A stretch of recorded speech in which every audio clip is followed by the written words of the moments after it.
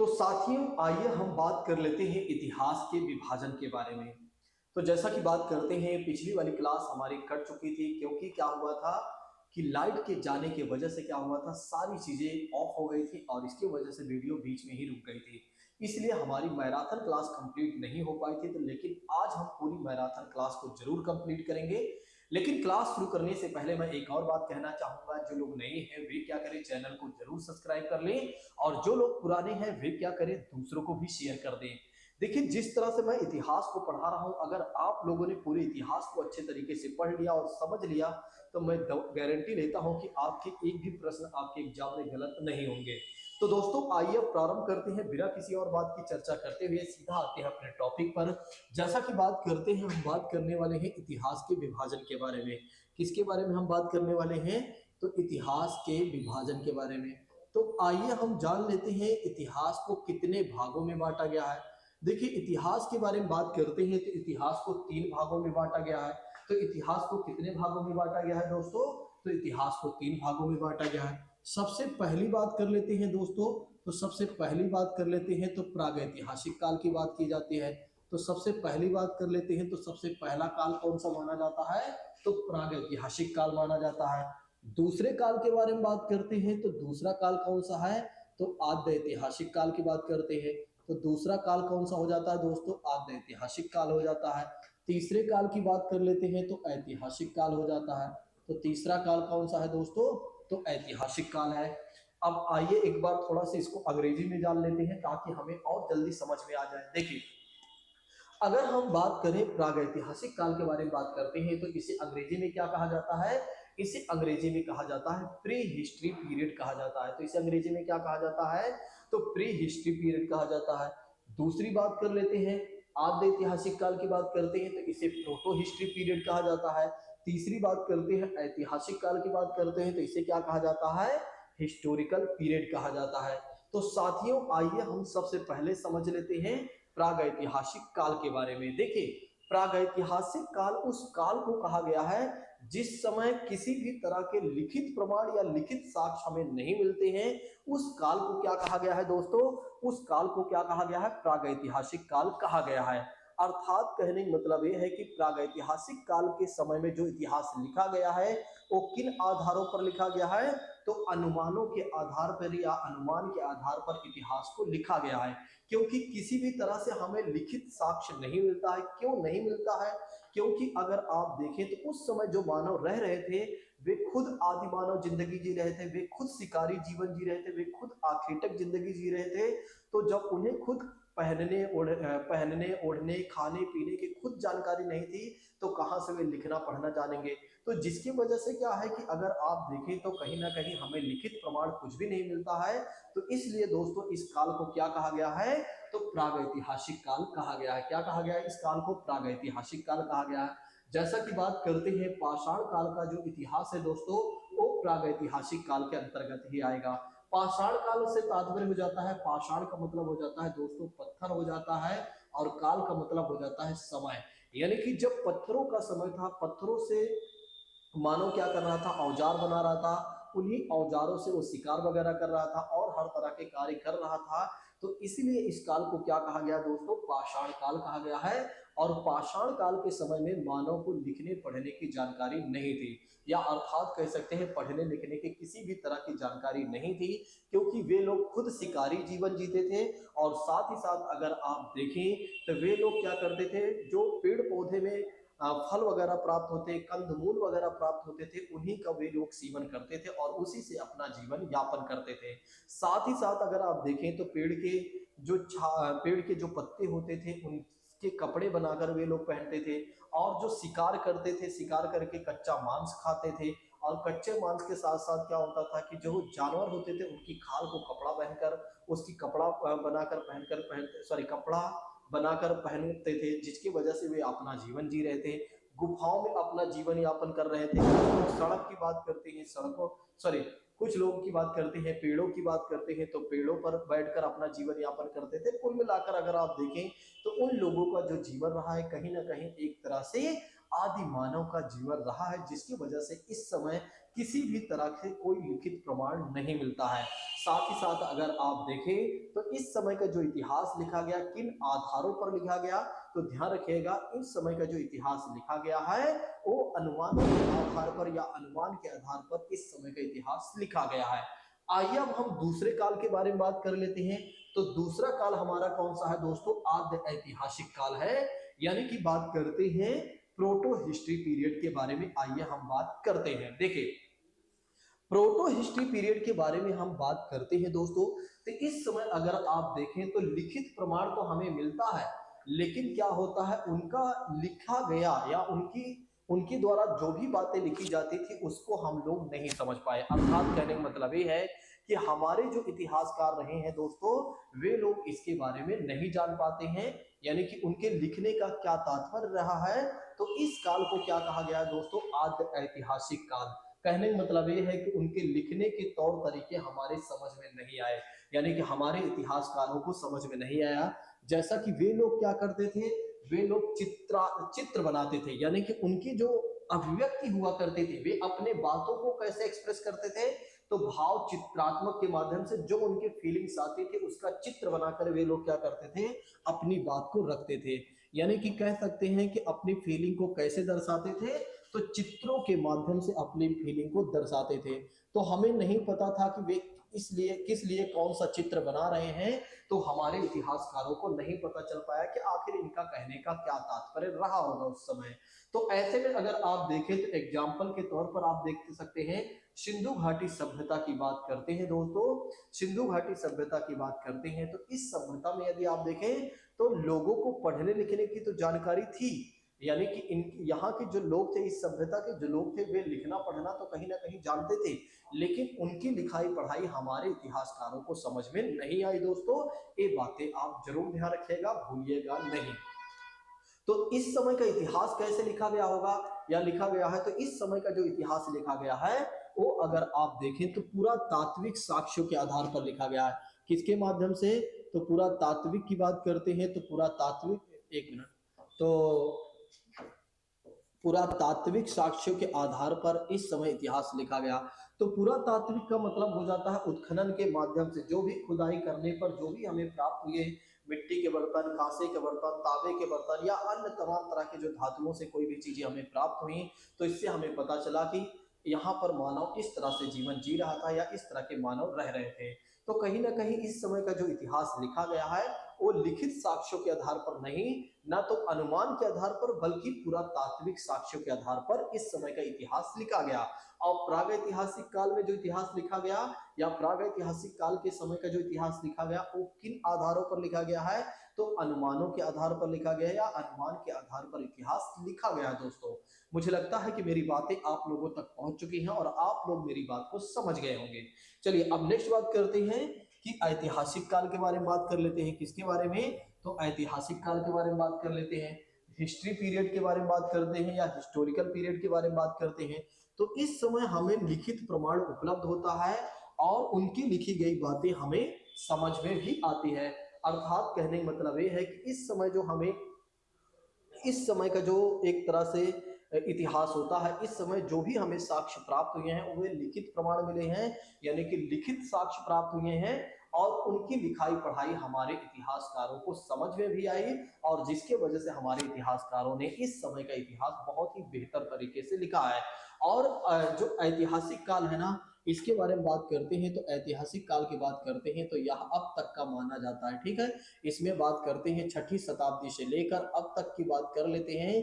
तो इस समय तक अगर आप देखें तो कहीं ना कहीं क्या था, एक तरह से लोगों को पढ़ने लिखने की जानकारी भी हो गई थी और हम भी उनके लिखाई पढ़ाई को समझ गए, यानी कि कहने का मतलब ये है कि हमारे इतिहासकार भी समझ चुके हैं या समझ गए और जिसके वजह से इस समय का जो इतिहास लिखा गया वो लिखित साक्ष्यों के आधार पर लिखा जाता है।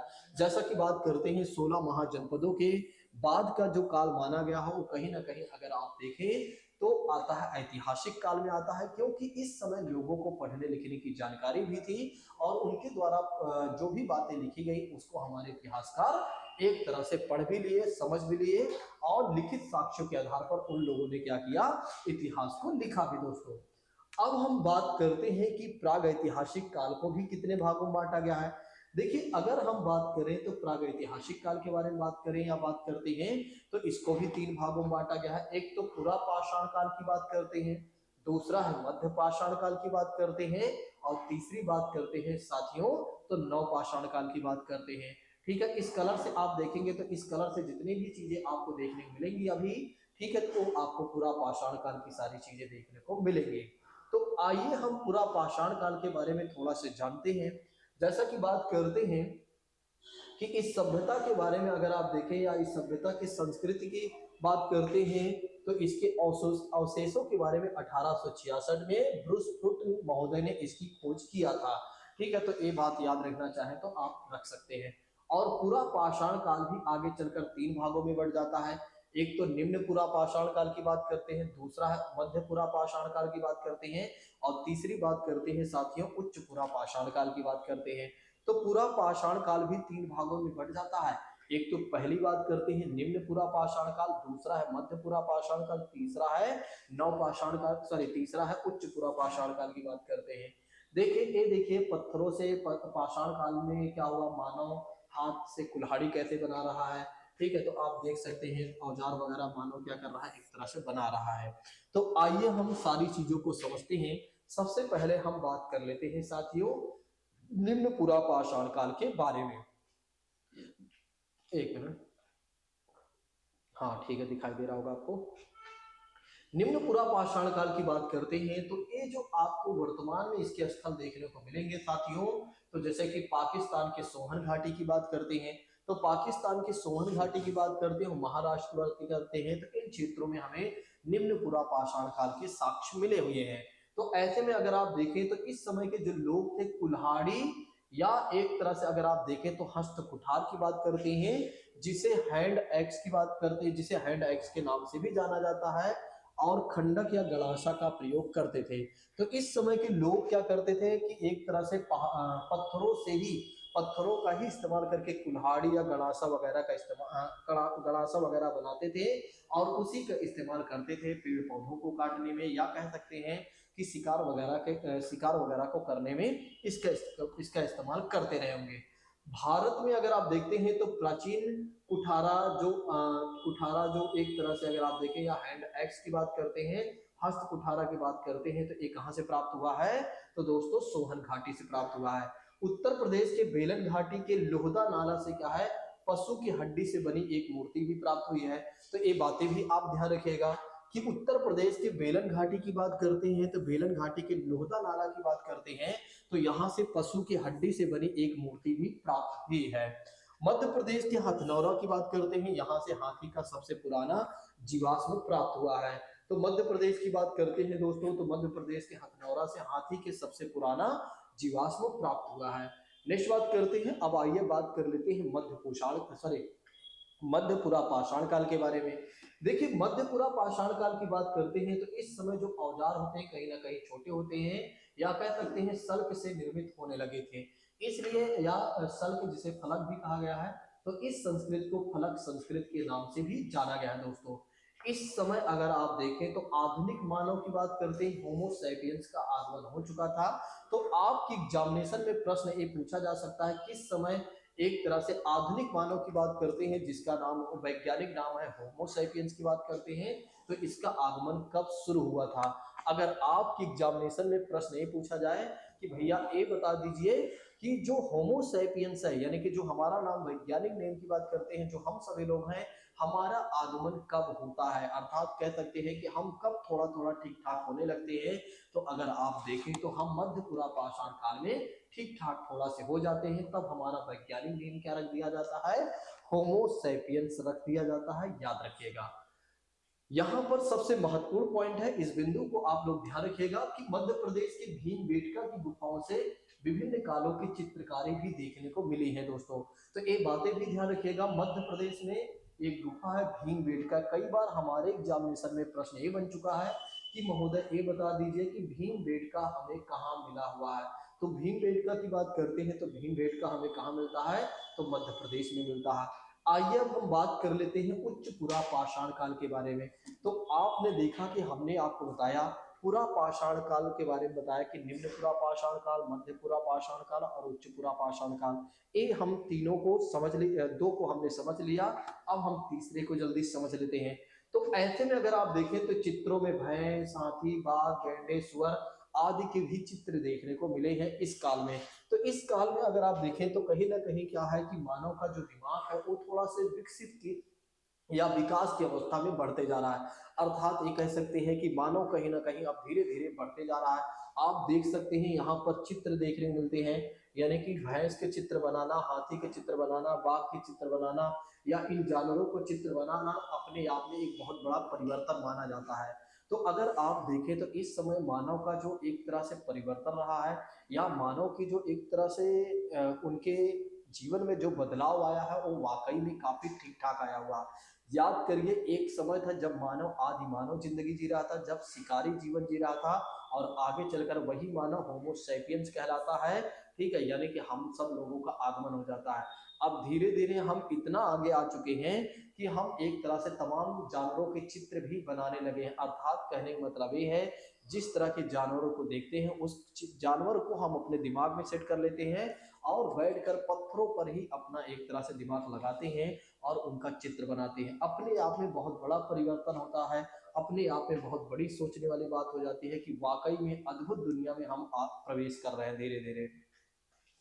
बात करते हैं अब मध्य पुरा पाषाण काल के बारे में। देखिए वो पूरा, देखिए मैंने आपको बताया था प्रागैतिहासिक काल।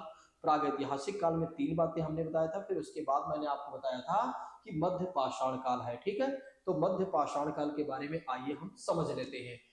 इस युग में सामूहिक रूप से एक स्थान पर लोग रहने लगे थे, अपने आप में एक बहुत बड़ा परिवर्तन है। देखिए अब लोग पहले कहा, जहां पर पहले क्या हुआ करता था, लोग अलग अलग रहा करते थे, लेकिन अब अगर आप देखें तो लोग एक तरह से समूह बनाकर एक स्थान पर रहना शुरू कर दिए। अर्थात कह सकते हैं कि अब लोगों में इतना जागरूकता आ चुकी है, अब लोगों में इतना जागरूकता जरूर आ चुकी है कि अगर हम ग्रुप में रहेंगे तो सुरक्षित रहेंगे। ठीक है, और एक तरह से हम व्यवस्थित क्रम में या कह सकते हैं हम अच्छे तरीके से शिकार भी कर सकेंगे अगर हम संगठित रहते हैं, और कोई भी जानवर हम पर हमला भी नहीं कर सकेगा। अर्थात ये कह सकते हैं हमारे जो दिमाग की उपज है वो थोड़ा से बढ़ती जा रही है। कह सकते हैं हमारे जीवन में धीरे धीरे बदलाव आता जा रहा है।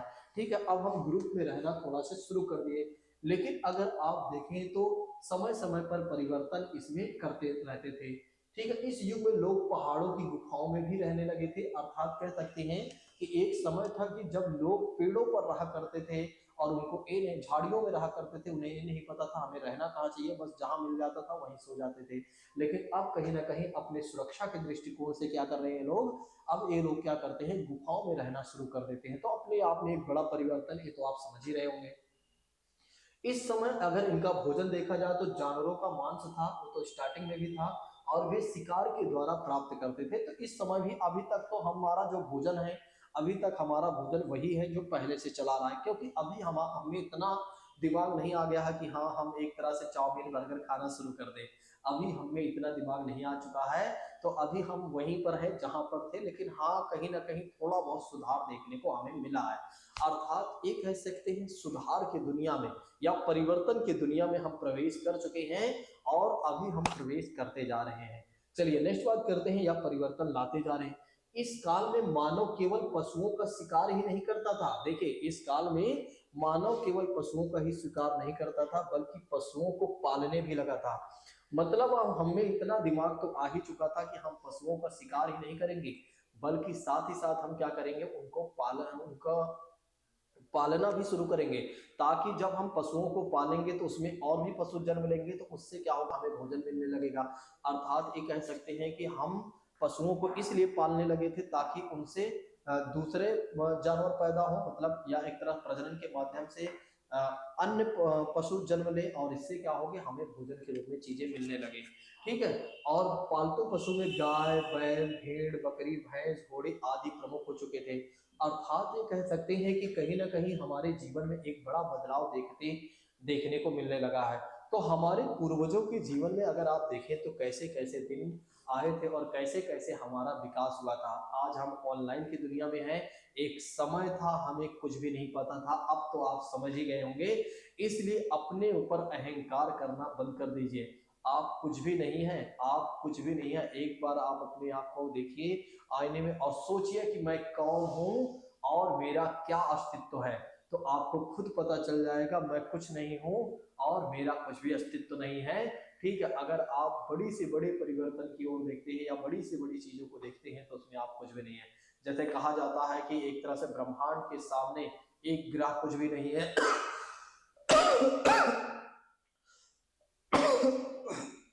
उसी तरह से आप देखते हैं आकाश के सामने पृथ्वी कुछ नहीं है। उसी तरह से पृथ्वी में अगर आप देखते हैं तो पृथ्वी के अंदर सागर है, वो भी कुछ नहीं है। और उसके में बहुत सारी चीजें हैं, अब मैं इतना डिटेल नहीं जाऊंगा नहीं तो फिर लंबा चला जाएगा। इस काल में कृषि का प्रारंभ तो नहीं हुआ था। कहने का मतलब ये है मध्य पाषाण काल में हम कृषि करना तो नहीं जानते थे, लेकिन पशुपालन करना हम सीख गए थे। तो ध्यान रखिएगा, मध्य पाषाण काल में हमें इतना जरूर पता चल गया था कि अब हमें पशुओं का शिकार के साथ साथ पशुओं को पालना भी है, लेकिन कृषि करना हम नहीं जाने थे। ठीक है, तो ये बातें भी आप ध्यान रखिएगा। नव पाषाण काल की बात करते हैं। देखिए, नव पाषाण काल की बात करते हैं तो पहले हम इसके पहले क्या था।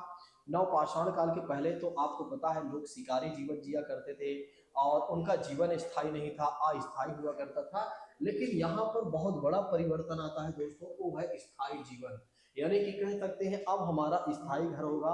अब कहीं ना कहीं हम एक जगह रहेंगे, एक जगह पशुपालन करेंगे, एक जगह हम कृषि करना भी शुरू कर देंगे। तो कहीं ना कहीं यहाँ पर कृषि का भी विकास हो जाएगा दोस्तों, ये बातें भी ध्यान रखिएगा। ठीक है, इसी काल में मानव ने सबसे पहले जो पालतू पशु के रूप में बनाया था, वो पालतू पशु कौन सा था दोस्तों? कुत्ता था। इस समय मानव का सबसे कह सकते हैं सबसे महत्वपूर्ण पशु कौन था? वो था कुत्ता दोस्तों, जिसे मानव ने पालतू पशु के रूप में बनाया था। इस समय पॉलिशदार पत्थर, औजार एवं हथियार का भी प्रयोग होने लगा था। इस समय अगर आप देखें तो इस तरह पॉलिशदार पत्थर और औजार और हथियारों का भी प्रयोग होने लगा था। इस समय मानव कृषि करना सीख गया था। गर्त आवास की बात करते हैं तो गर्त आवास का मतलब हो जाता है कि जैसे हम लोग क्या करते हैं, अभी हम लोग क्या करते हैं, हम लोग अपना क्या नाम तहखाना बनाते हैं, जिसे अंडरग्राउंड कहा जाता है। ठीक है, या हाँ तहखाना ही कह सकते हैं। उस तरह बनाकर हम बहुत सारे सामान वगैरह रखते हैं। उस समय के लोग क्या करते थे, जमीन में ही घर बनाकर या कह सकते हैं गड्ढे बनाकर उसी में व्यवस्थित क्रम में अपने घर को बना लेते थे और वहां पर कहीं ना कहीं अपना जीवन बिताते थे। तो बुर्ज होम की बात करते हैं तो यहाँ से साक्ष्य मिला हुआ है कि लोग गर्त आवास यानी कि गड्ढों के भी घर बनाकर रहने लगे थे। इस समय आग का आविष्कार हो जाता है तो कह सकते हैं जो मानव पहले कच्चा मांस का प्रयोग करता था, यानी कि कच्चा मांस खाता था, अब कच्चा मांस नहीं खाएगा, बल्कि क्या होगा, एक तरह से मानव भुना मांस खाना शुरू कर देगा, भुना मांस खाना शुरू कर देगा। ये कह सकते हैं कि मानव का जो जीवन है वो अब बदलना और अच्छे तरीके से शुरू हो चुका है। नेक्स्ट बात करते हैं, मानव के शव के साथ कुत्ते का भी दफनाए जाने का साक्ष्य मिला है। तो मानव का जो सबसे प्रिय पशु हुआ करता था दोस्तों, वो कुत्ता हुआ करता था। और लोगों का मानना था कि जब इस व्यक्ति की मृत्यु हो गई है तो उसका प्रिय पशु भी उसके साथ जाना चाहिए, तो उसी के साथ कुत्ते को भी दफना दिया जाता था। नेक्स्ट बात करते हैं, बड़ी मात्रा में अस्थि के औजार मिले हैं। यानी कि बड़ी मात्रा में यदि आप देखें तो हड्डियों के भी औजार देखने को मिले हैं। ठीक है, और पोत की बात करते हैं, पोत निर्माण यानी कि छोटे मोटे जहाजों के निर्माण की बात करते हैं, उनके साक्ष्य मिले हैं। स्थायी जीवन या समाज का भी निर्माण होने लगा था। तो धीरे धीरे अगर आप देखें तो मानव का जो मानव क्या करने लगा, समाज का भी निर्माण करना शुरू कर दिया दोस्तों। ठीक है, देखिए इसको मैं और डीप आपको पढ़ा सकता हूँ, लेकिन क्या है कि समय नहीं है। मुझे पता है कि आपका एग्जाम है और आपको भी ये बातें पता है कि आपका एग्जाम है, इसलिए मैं इतना डीप नहीं पढ़ा रहा हूँ, नहीं तो मैं आपके जहन में इतिहास डाल दूं। इस ये समझ लीजिए इतना बेहतर तरीके से मैं आपको पढ़ा दूं कि आपके प्रश्न क्या, आपके आईएएस पीसीएस में भी, sorry UP police, Delhi police या एसएससी छोड़िए, आप आपके आईएएस पीसीएस में भी क्वेश्चन ना गलत हो, इतना बेहतर तरीके से मैं पढ़ा दूं। ठीक है, लेकिन समय कम है इसलिए मैं ज्यादा चीजें आपको जोड़कर नहीं पढ़ा रहा हूँ, नहीं तो एक एक अक्षर सह अक्षर सहित मैं आपको बहुत अच्छे तरीके से एक्सप्लेन करके देता। लेकिन आप लोग चैनल को सब्सक्राइब कर लीजिए, पहले एक बार एग्जाम हो जाने दीजिए, फिर मैं इतिहास, भूगोल, जितने भी विषय हैं बहुत ही व्यवस्थित क्रम में पढ़ाऊंगा। इतने सिस्टमेटिक तरीके से पढ़ाऊंगा तो ये मान के चलिए, इतने सिस्टमेटिक तरीके से पढ़ाऊंगा ये मान के चलिए, एक बार जिसने विषय की तैयारी कर लिया उसे दोबारा पढ़ने की जरूरत नहीं पड़ेगी उस विषय को। बस उसे नोट्स बनाना होगा हमारे साथ और अच्छे से मेहनत करना होगा। निश्चित तौर पर उसका प्रीलिम्स, यहाँ तक कि आईएएस पीसीएस का प्रीलिम्स और मेंस भी क्वालिफाई हो जाएगा, क्योंकि मैं बहुत शानदार पढ़ाने वाला हूँ एग्जाम के बाद। आइए अब बात करते हैं हम एक नई सभ्यता के बारे में, और नई सभ्यता कौन सी है दोस्तों? सिंधु घाटी सभ्यता की बात करते हैं। सिंधु घाटी सभ्यता की बात करते हैं तो इसके खोजकर्ता की बात करते हैं तो चार्ल्स मेसन थे। 1826 में इन्होंने सिंधु घाटी सभ्यता के बारे में, यानी कि इस सभ्यता के बारे में जानकारी दिया हुआ था इन्होंने। या कैसे दिया हुआ था इस जानकारी को इन्होंने, चार्ल्स मेसन साहब ने? तो इनकी एक पुस्तक थी दोस्तों, इनकी एक पत्रिका थी, वो थी नैरेटिव्स ऑफ जर्नी की बात करते हैं। तो इस किताब में एक तरह से लिखते हैं इस सभ्यता के बारे में कि आज से 5000 साल पहले अगर आप देखें तो मानव यहाँ पर आकर जा चुका है, अर्थात कह सकते हैं कि सिंधु घाटी सभ्यता नाम की एक सभ्यता भी यहाँ पर पहले प्रचलित थी। 1921 में क्या होता है? सर जॉन मार्शल के नेतृत्व में क्या होता है कि राय बहादुर दयाराम साहनी जी की बात करते हैं। तो राय बहादुर दयाराम साहनी जी की बात करते हैं। इन्होंने क्या किया? 1921 में हड़प्पा की खोज किया। तो ध्यान रखिएगा 1921 में क्या होता है? 1921 में क्या होता है कि राय बहादुर, किसकी बात हम कर रहे हैं? तो राय बहादुर दयाराम साहनी। तो राय बहादुर दयाराम साहनी जी की बात करते हैं। इन्होंने क्या किया था? इन्होंने किया था हड़प्पा की खोज किया था। किसकी खोज किया था? तो इन्होंने हड़प्पा नामक स्थल की खोज किया था। तो ध्यान रखिएगा हड़प्पा नामक स्थल की बात करते हैं, हड़प्पा नामक स्थल की बात करते हैं तो हड़प्पा नामक स्थल की खोज किसने किया था साथियों? तो हड़प्पा नामक स्थल की खोज किया था किसने? राय बहादुर दयाराम साहनी ने खोज किया था। उसके बाद बात कर लेते हैं मोहन राखलदास बनर्जी जी की बात करते हैं। तो 1922 में राखलदास बनर्जी क्या करते हैं? मोहनजोदड़ो की खोज करते हैं। तो ध्यान रखिएगा राखलदास बनर्जी जी का नेम भी याद रखिएगा। तो राखलदास की बात करते हैं तो राखलदास बनर्जी जी की बात करते हैं। इन्होंने क्या किया था? मोहनजोदड़ो नामक स्थल की खोज किया था। तो मोहनजोदड़ो की बात करते हैं तो मोहनजोदड़ो नामक स्थल की खोज किसने किया था? तो वो किया था राखलदास बनर्जी जी ने किया था।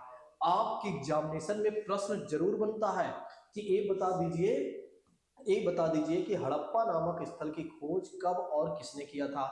तो ध्यान रखिएगा 1921 में किसने किया था? राय बहादुर दयाराम साहनी जी ने किया था। और मोहनजोदड़ो की खोज कब की गई थी? 1922 में राखलदास बनर्जी जी के द्वारा किया गया था। ठीक है, तो ये बातें आप भूलिएगा नहीं, ऐसे ही प्रश्न आपके एग्जामिनेशन में पूछे जाते हैं। नेक्स्ट बात करते हैं सर जॉन मार्शल की बात करते हैं। उस समय भारतीय पुरातात्विक विभाग के प्रमुख हुआ करते थे। नेक्स्ट बात करते हैं सिंधु घाटी सभ्यता के बारे में जितनी भी जानकारी हमें मिलती है वो पुरातात्विक साक्ष्यों के आधार पर मिलती है। किस आधार पर मिलती है? तो पुरातात्विक साक्ष्यों के आधार पर। मैंने आपको पहले भी बता दिया है, स्टार्टिंग में भी बता दिया है।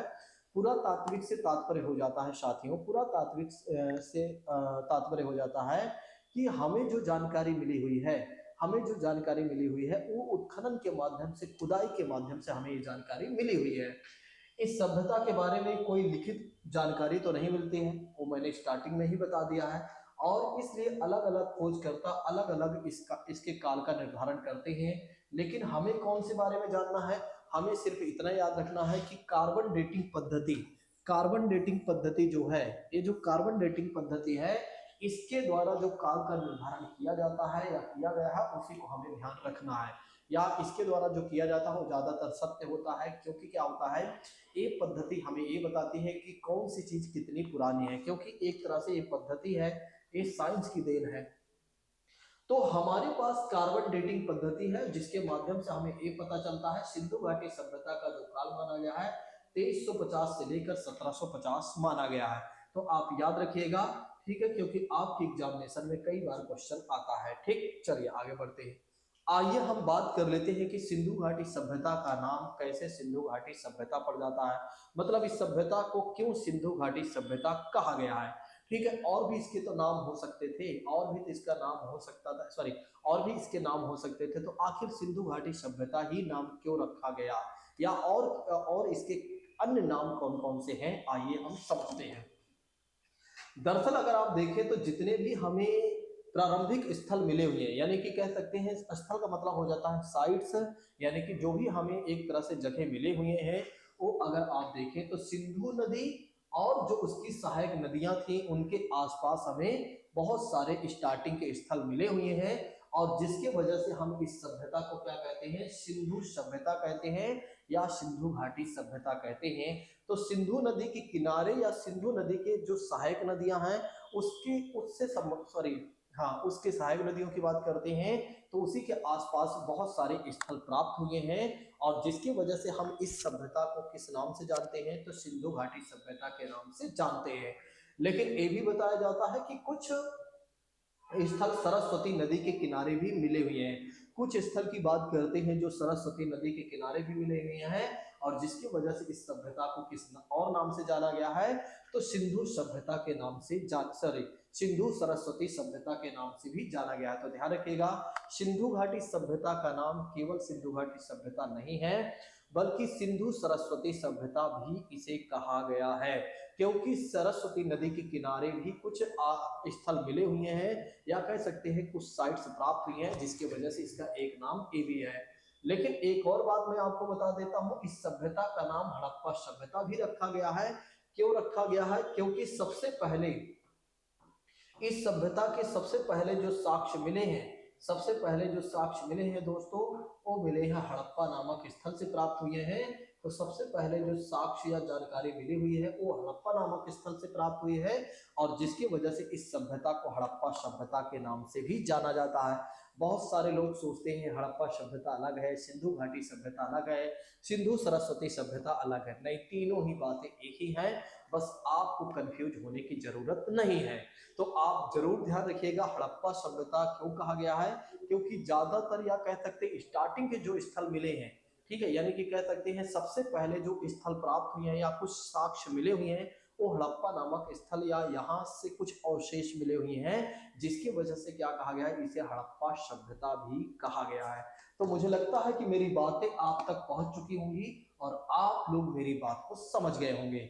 दोस्तों, अगर आप लोगों को क्लास बेहतर लग रही है, अगर आप लोगों को मेरी बातें समझ में आ रही हैं, तो आप लोग लाइक कर दीजिए, कमेंट कर दीजिए, शेयर कर दीजिए। देखिए, इतना तो आपका बनता ही है, इतना तो आपका दायित्व तो बनता ही है। बाकी तो आप करें या ना करें, लेकिन हाँ, जब मेहनत अच्छी होती है तो आपको अपने दायित्व से पीछे नहीं हटना चाहिए। मुझे लगता है कि मेरे छात्र अब मेरी बात को समझ चुके होंगे, अब उन्हें कहने की जरूरत नहीं पड़ेगी। आइए अब हम आगे बढ़ते हैं, इस सभ्यता की क्या खास विशेषताएं हैं, तो आइए हम इसकी विशेषता के बारे में समझते हैं। देखिए, अगर हम बात करें तो इस सभ्यता को क्या कहा गया है, नगरीय सभ्यता भी कहा गया है, अर्थात नगरीय सभ्यता से तात्पर्य हो जाता है शहरी सभ्यता भी कहा गया है। क्यों कहा गया है दोस्तों? क्योंकि ये जो सभ्यता बसी हुई थी, ये बिल्कुल शहरों के जैसे बसी हुई थी। कहने का मतलब ये है, ये जो सभ्यता बनी हुई थी शहरों के जैसे बनी हुई थी। कह सकते हैं यहाँ पर सड़कों की बात करते हैं, नालियों की बात करते हैं, घरों की बात करते हैं, सारा कुछ बहुत ही व्यवस्थित क्रम में बना हुआ था, और जिसके वजह से क्या है, इसे शहरी सभ्यता या नगरीय सभ्यता के नाम से भी जाना गया दोस्तों। ठीक है, तो ध्यान रखिएगा, सिंधु घाटी सभ्यता की बात करते हैं, सिंधु घाटी सभ्यता की बात करते हैं, तो इसे नगरीय सभ्यता या शहरी सभ्यता भी कहा गया है, क्योंकि बिल्कुल शतरंज की भांति यह सभ्यता बनी हुई थी या बसी हुई थी। किस भांति? शतरंज की भांति। अगर आप शतरंज कभी देखे हो तो उस तरह से यह सभ्यता बनी हुई थी। तो कहने का मतलब या बसी हुई थी, कहने का मतलब ये है सिंधु घाटी सभ्यता बहुत ही बेहतर तरीके से सभ्यता, बहुत अच्छी सभ्यता थी, बहुत ही शांति प्रिय लोग थे। अर्थात कहने का मतलब ये है, बड़ा शांति में लोग जीवन जीते थे, और इनका एक तरह से अगर आप देखें तो इन लोगों का जो घर हुआ करता था वो बहुत ही अच्छे तरीके से बना हुआ करता था। सड़कों की बात करें, नालियों की बात करें, हर चीजें बहुत ही सिस्टमेटिक तरीके से थी। कहने का मतलब ये है कि आज जिस जीवन में हम जी रहे हैं या जिस सभ्यता में आज हम जी रहे हैं, इससे अच्छी सभ्यता की बात करते हैं तो लोग आज से 5000 साल पहले जीकर जा चुके हैं। तो हमें इस बात की गर्व करने की आवश्यकता नहीं है। ठीक है, जिस तरह से आज हम अपने घरों का निर्माण करते हैं या कर रहे हैं या कर चुके हैं, अगर आप देखें तो इससे पहले इस तरह के घर बनाए जा चुके हैं। बस बशर्ते ये है कि थोड़ा से जो विज्ञान का विकास है, उस समय उतना ज्यादा विज्ञान का विकास नहीं था।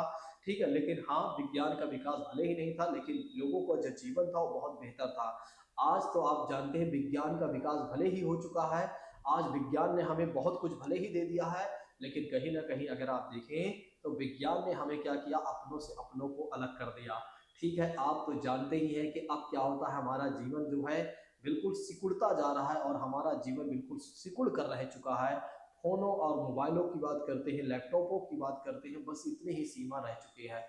अब हमारा मन नहीं करता है घूमने का, अब हमारा मन नहीं करता है क्रिकेट खेलने का, अब हमारा मन नहीं करता है दोस्तों के साथ बैठकर एंजॉय करने का, अब हमारा कुछ भी मन नहीं करता, बस लेटे रहने का मन करता है। तो वो सब किसकी देन है? विज्ञान की देन है।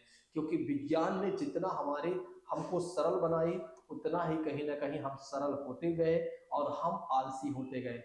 अगर हमें अपने जीवन को अच्छा करना है तो हमें इन सब चीज़ों को समझना पड़ेगा कि दोस्तों हमें फ़ोन का उतना ही इस्तेमाल करना होगा जितना कि हमारे लिए ज़रूरी है।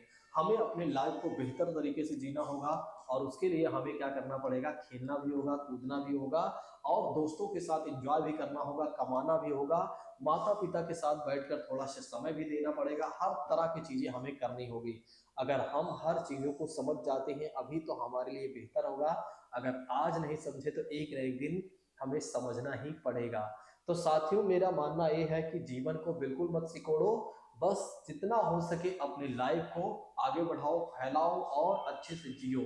ठीक है, लेकिन हाँ, अपने कर्तव्यों से पीछे मत हटो और अपनी मेहनत से पीछे मत हटो, अपनी ईमानदारी से बेईमानी के रास्ते मत जाओ, गलत रास्ते पर मत जाओ। जिस ऑनेस्टली के साथ आप काम कर रहे हैं उसी ऑनेस्टी के साथ आप काम करते रहिए। निश्चित तौर पर आपके जीवन में बहुत बड़ा बदलाव आएगा। आप सोचिए कि एक समय था जब हमें ये नहीं पता था कि क्या पहनना चाहिए, क्या खाना चाहिए, कहाँ रहना चाहिए। ठीक है, तो कुछ भी नहीं पता था, लेकिन आज का जो हमारा जीवन है यहाँ तक आ चुका है, तो आप समझ सकते हैं कि कितना बड़ा बदलाव हुआ है।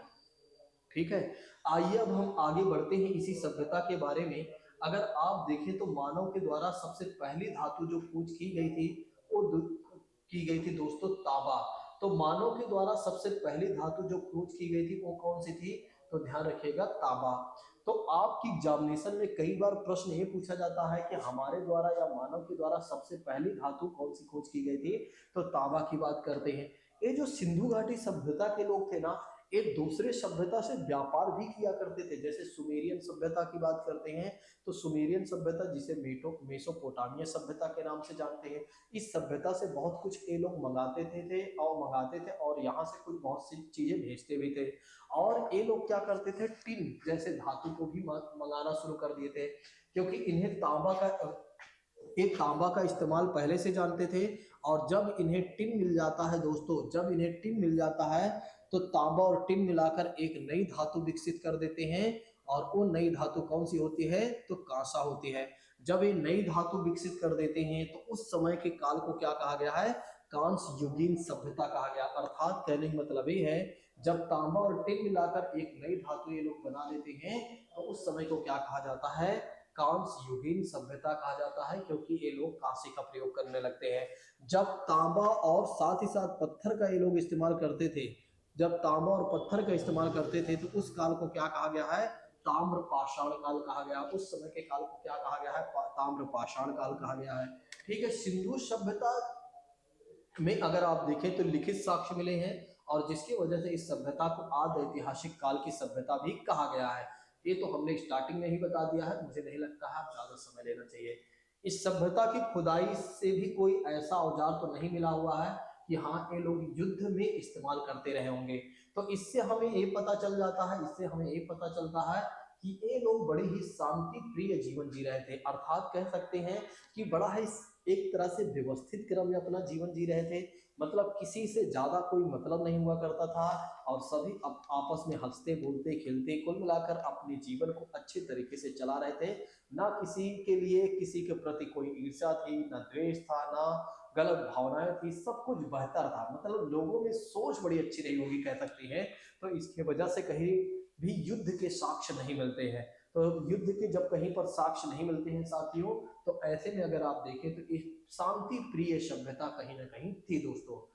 सिंधु सभ्यता को व्यापार प्रधान सभ्यता के नाम से भी जाना जाता है, क्योंकि यहाँ पर व्यापार भी हुआ करता था। देखिए, व्यापार की बात करते हैं, इनका जो व्यापार था वो किस पर आधारित था? इनका जो व्यापार था वस्तु विनिमय प्रणाली पर आधारित था।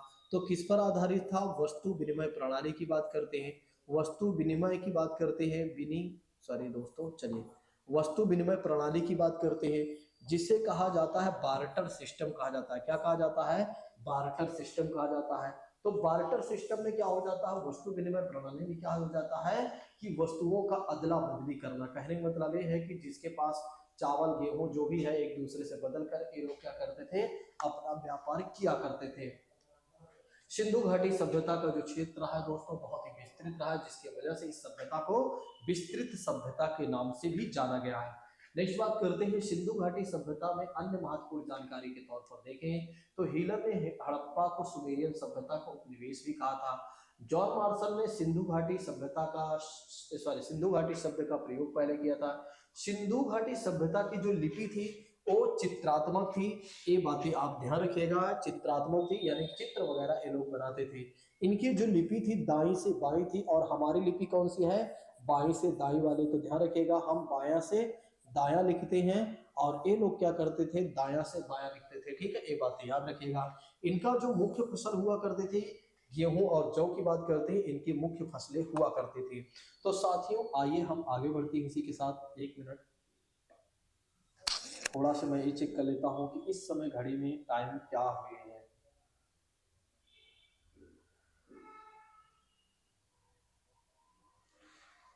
इस समय हम बात करते हैं कि घड़ी में कितने बजे हैं। तो ठीक है, टाइम अभी है, तो मैं चाह रहा हूँ कि फटाफट इसको खत्म करके और दूसरी वीडियो भी क्रिएट कर दूं, जिससे फटाफट चीजें हो जाए। चलिए सिंधु घाटी सभ्यता की बात करते हैं तो इसका विस्तार उत्तर में अगर आप देखते हैं तो उत्तर में आपको जम्मू कश्मीर यानी मांडा में मिलेगा, और पूर्व में आप देखते हैं तो आलमगीरपुर की बात करते हैं जो कि उत्तर प्रदेश में। दक्षिण में यदि आप देखते हैं तो दैमाबाद यानी कि महाराष्ट्र में इसका विस्तार था। सुद कांगेडोर यानी कि बलूचिस्तान की बात करते हैं जो आज पाकिस्तान में है।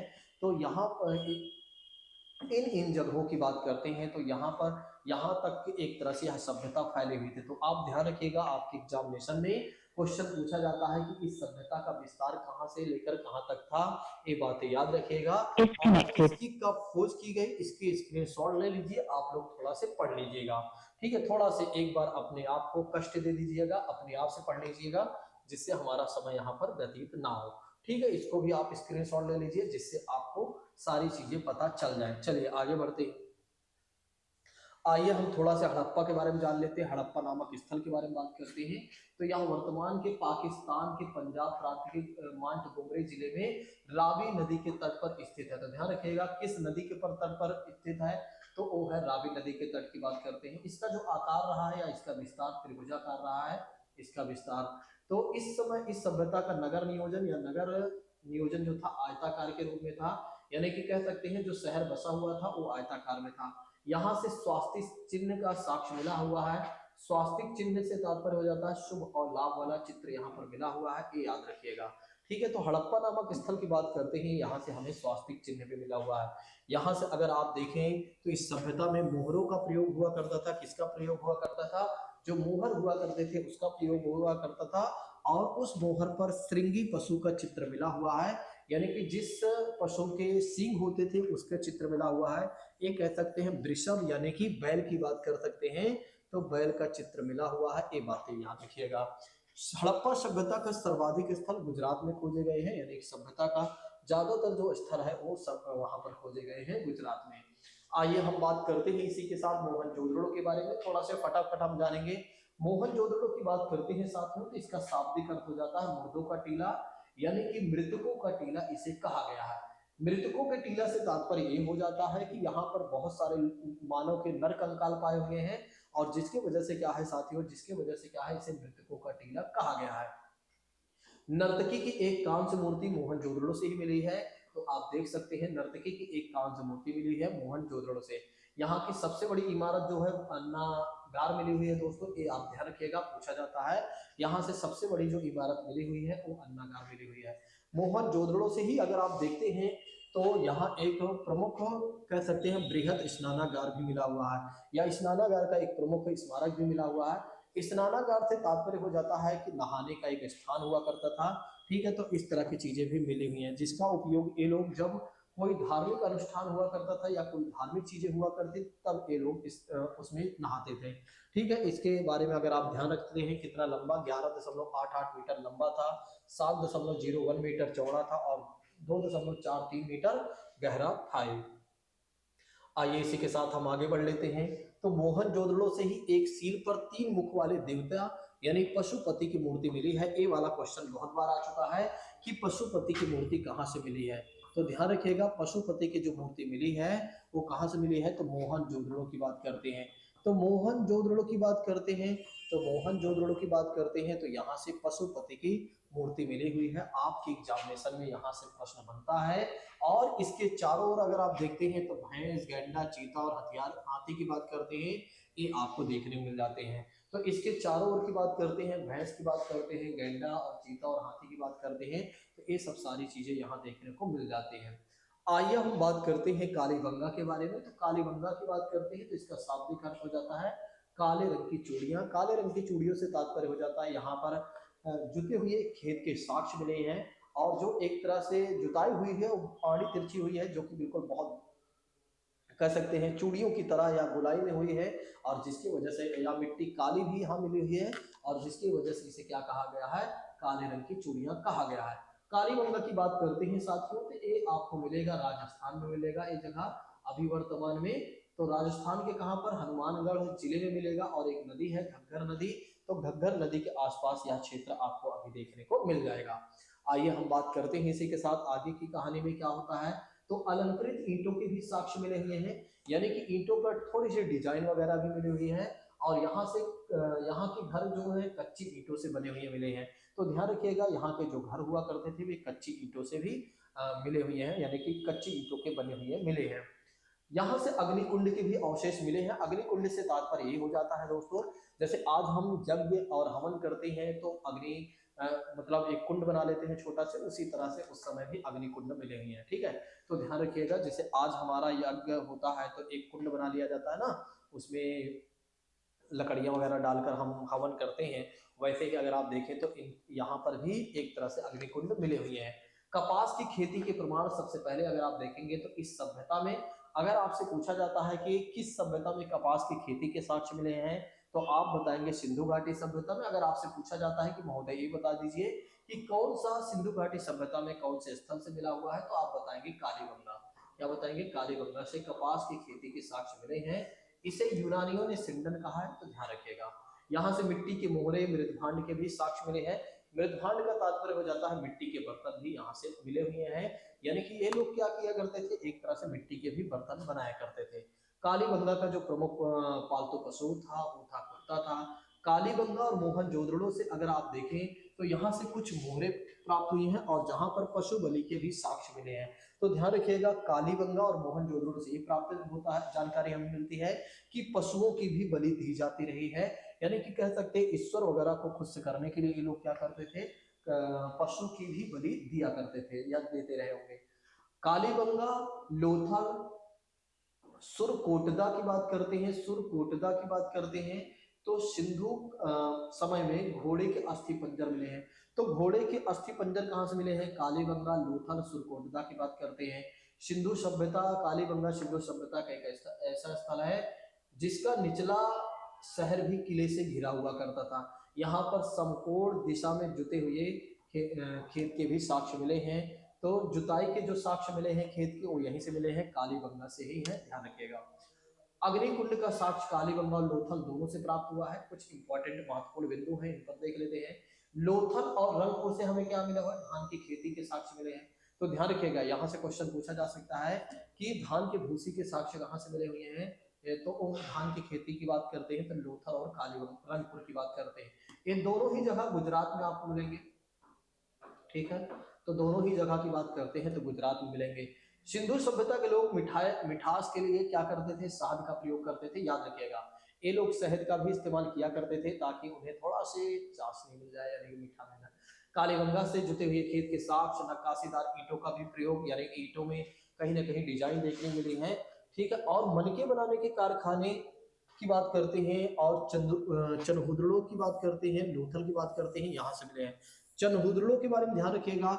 यह एकमात्र ऐसा स्थल था जो दुर्गीकृत नहीं था, फोर्टिफाइड नहीं था। एकमात्र स्थल जो दुर्गीकृत नहीं था, क्या नहीं था, दुर्गीकृत नहीं था, किसी भी तरह से इसको घेरा नहीं गया था, वो था दोस्तों तो चनहुदड़ो की बात करते हैं। चनहुदड़ो से मनके बनाने के कारखाने मिले हैं और यहाँ से लिपस्टिक के भी साक्ष्य मिले हैं, ठीक है, जो महिलाएं इस्तेमाल आज करती हैं। पिंगट महोदय कहते हैं कि देखिए हड़प्पा और मोहनजोदड़ो दोनों ही विस्तृत साम्राज्य में फैली हुई थी और जिसकी वजह से इसे जुड़वा राजधानी भी कह सकते हैं, तो कोई इशू नहीं है। तो ध्यान रखिएगा हड़प्पा और मोहनजोदड़ो को जुड़वा राजधानी कहा गया। सिंधु घाटी सभ्यता के लोग धरती को उर्वरा की देवी मानते थे, मतलब जो हमारी धरती माता है उन्हें उर्वरा की देवी ये लोग मानते थे, क्योंकि आप तो जानते हैं हमारी धरती माता ही हमें जीवित रखे हुए और हमें किसी विज्ञान ने या किसी चीजों ने या किसी व्यक्ति ने हमें जीवन नहीं रखा है, क्योंकि जीवित नहीं रखा, बल्कि हमारी धरती माता ही है जो हमें जीवित रखी हुई है, जो हमें अनाज देती है और जिसकी वजह से हमारा जीवन चल रहा है या चलता है। सिंधु घाटी सभ्यता के लोग बड़े ही कह सकते हैं बड़े ही संवेदनशील रहे होंगे, बहुत ही समझदार रहे होंगे, क्योंकि वे धरती को उर्वरा की देवी मानते थे। अपने आप में बड़ी सोचने वाली बात है कि कितना बड़ा दिमाग इन लोगों को रहा होगा। स्वयं धरती माता, धरती की बात करते हैं तो धरती को माता के रूप में, देवी के रूप में ये मानते थे, ठीक है। और इसी की बात करते हैं तो धरती की बात करते हैं, इन्हें मातृ देवी भी कहा जाता था इनको, और इन्हीं की ये लोग उपासना भी करते थे, ठीक है, यानी पूजा पाठ भी करते थे। इनके समय का जो सबसे प्रमुख कह सकते हैं पूजनीय पशु था वो था कुबड़ वाला सांड। तो ध्यान रखिएगा पूजनीय पशु की बात करते हैं तो पूजनीय पशु इनका कौन सा था, कुबड़ वाला सांड की बात करते हैं। इनका जो समाज था दोस्तों मातृ सत्तात्मक समाज था। मातृ सत्तात्मक समाज से तात्पर्य हो जाता है माता ही घर की मुखिया रहेंगे, माता ही घर की मुखिया हुआ करती थी, तो माता ही घर की मुखिया हुआ करते थे, ये बातें आप ध्यान रखिएगा। सिंधु सभ्यता के लोग जो थे प्रायः सूती और ऊनी वस्त्रों का प्रयोग करते थे, तो ये लोग क्या करते थे, सूती और ऊनी वस्त्रों का प्रयोग करते थे। आग में पकी हुई ईंटों, पकी हुई मिट्टी को टेरा कोटा कहते थे। तो ऐसे में अगर आप देखें तो ये लोग आग में पकी हुई मिट्टी को क्या कहते थे, टेराकोटा कहते थे। थोड़ा सा ये भी बताया जाता है कि यहाँ पर महिलाओं की स्थिति बहुत तो अच्छी नहीं रही थी, क्योंकि यहाँ पर थोड़ा सा वेश्यावृत्ति या प्रथा प्रथा को भी देखने को मिला हुआ है। चलिए नेक्स्ट बात करते हैं, शवों को जलाने और दफनाने के भी साक्ष्य यहीं से मिले हैं। तो ध्यान रखिएगा शवों को चाहे दफनाए जाने की बात करते हैं या जलाने की बात करते हैं, ठीक है, तो ये सारे साक्ष्य कहाँ से मिले हुए हैं, सिंधु घाटी सभ्यता से मिले हुए हैं, ठीक है। आजादी के बाद गुजरात में हड़प्पा संस्कृत के सबसे ज्यादा हड़प्पा संस्कृत के सर्वाधिक स्थल जो पाए हैं मिले हैं वो गुजरात से मिले हैं। सिंधु घाटी सभ्यता का जो बंदरगाह था दोस्तों वो लोथल था। लोथल आपको कहाँ मिलेगा, गुजरात में मिलेगा। तो ध्यान रखिएगा इनका जो बंदरगाह था, इनका जो बंदरगाह था दोस्तों वो था क्या, एक तरह से लोथल था। मेसोपोटामिया के अभिलेखों में वर्णित मेलुहा शब्द का इस्तेमाल किया गया है, जो सिंधु सभ्यता से ही माना जाता था, ठीक है। सिंधु सभ्यता की लिपि में सर्वाधिक प्रचलित जो पशु हुआ करते थे और मछली की बात करते हैं, तो मछली की बात करते हैं तो मछली के चित्र देखने मिले हैं। इस सभ्यता का विनाश के कारण ये रहे साथियों की कहा बताया जाता है कि बाढ़ की वजह से इस सभ्यता का विनाश हो गया, कोई कहता है कि भूकंप आ गया था, कोई कहता है कि आर्यों का आक्रमण की वजह से इस सभ्यता का विनाश हो गया था, ठीक है। तो ये बातें आप ध्यान रखना चाहें तो रख सकते हैं, क्योंकि आपके एग्जामिनेशन में पूछा जाता है। आइए अब हम बात कर लेते हैं इसी के साथ वैदिक सभ्यता के बारे में, कहीं जाइएगा नहीं, बस सारी वीडियो सारी क्लास को सारी चीज़ों को अच्छे तरीके से देखते चलिए। अगर आपके कोई डाउट्स होते हैं तो अपने डाउट्स को जरूर पूछ लिया करें बाद में, ठीक है, आपके हर डाउट्स का जवाब मैं बहुत जल्दी दे दिया करूंगा। आइए इसी के साथ हम बात करते हैं वैदिक सभ्यता के बारे में। वैदिक सभ्यता को दो कालखंडों में विभाजित किया गया है। एक तो पहली बात करते हैं ऋग वैदिक काल की बात करते हैं, जो 1500 से लेकर 1000 ईसा पूर्व, और दूसरे काल की बात करते हैं साथियों तो उत्तर वैदिक काल 1000 से लेकर 600 ईसा पूर्व माना गया है। आइए सबसे पहले हम बात कर लेते हैं वैदिक काल, ऋग वैदिक काल के बारे में। तो हमने आपको बताया कि वैदिक काल को दो भागों में बांटा गया है, एक तो ऋग वैदिक काल में और दूसरा है उत्तर वैदिक काल में है, ठीक है। टाइम पीरियड याद रखिएगा। ऋग वैदिक काल की बात करते हैं तो ये जो सभ्यता निर्मित की गई है आर्यों द्वारा, यह सभ्यता निर्मित की गई है। आर्यों का निवास स्थान बताया जाता है मध्य एशिया की बात करते हैं तो आर्यों का जो निवास स्थल था वो था दोस्तों मध्य एशिया था। आर्य सिंधु सभ्यता के विपरीत थी। देखिए जो आर्य सभ्यता थी ना, ये सिंधु घाटी सभ्यता के विपरीत थी। क्यों थी? सिंधु घाटी सभ्यता नगरीय सभ्यता थी, शहरी सभ्यता थी। लेकिन अगर आप देखें तो जो आपकी वैदिक सभ्यता की बात करते हैं, एक ग्रामीण सभ्यता थी। तो ध्यान रखिएगा, वैदिक सभ्यता जो थी ग्रामीण सभ्यता थी, और जो आपकी सिंधु सभ्यता थी वो नगरीय सभ्यता थी। आर्यों की भाषा क्या थी? आर्यों की भाषा थी संस्कृति थी। सॉरी, संस्कृत की बात करते हैं तो आर्यों की भाषा की बात करते हैं तो संस्कृत थी। तो आर्यों की भाषा क्या थी साथियों? तो संस्कृत थी। यहाँ का जो समाज था, यहाँ का जो समाज था दोस्तों, वो पितृसत्तात्मक समाज था। पितृसत्तात्मक समाज से तात्पर्य ये हो जाता है कि पिता ही घर का मुखिया हुआ करता था। अर्थात कह सकते हैं आज जैसे वर्तमान में व्यवस्था है कि माता ही घर की मुखिया, सॉरी, आज जैसे व्यवस्था है हमारे देश में कि पिता ही घर के मुखिया हैं, वैसे ही अगर आप देखें तो वैदिक सभ्यता में भी क्या था कि पिता ही घर का मुखिया हुआ करता था। इसलिए क्या कहा गया है? पितृसत्तात्मक, एक तरह से पितृसत्तात्मक की बात करते हैं तो पितृसत्तात्मक समाज था। आर्य समाज की सबसे छोटी इकाई क्या हुआ करती थी? परिवार। तो ध्यान रखिएगा, आर्य समाज की सबसे छोटी इकाई क्या हुआ करती थी दोस्तों? वो परिवार। परिवार को क्या कहा गया है? कुल कहा गया है। क्या कहा गया है? कुल कहा गया है। तो ध्यान रखिएगा, परिवार को क्या कहा गया है? कुल कहा गया है। और कुल के मुखिया की बात करते हैं तो इसके मुखिया की बात करते हैं तो इसके मुखिया को क्या कहा गया है? कुलप कहा गया है। क्या कहा गया है? कुलप कहा गया है या कुलपति कहा गया है। तो ध्यान रखिएगा, इसके मुखिया को क्या कहा गया है? कुलप कहा गया है या कुलपति कहा गया है। चलिए नेक्स्ट बात करते हैं। आर्यों के प्रशासनिक भागों को 5 भागों में बांटा गया था। एक तो कुल था, और दूसरा ग्राम, फिर उसके बाद विष, फिर उसके बाद जन, फिर उसके बाद राष्ट्र की बात करते हैं। तो ध्यान रखिएगा, सबसे पहले क्या आएगा? कुल आएगा।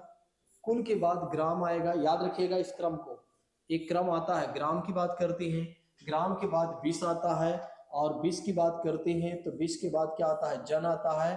ठीक है, जन की बात करते हैं, और जन की बात करते हैं तो उसके बाद राष्ट्र आता है। क्या आता है? राष्ट्र आता है।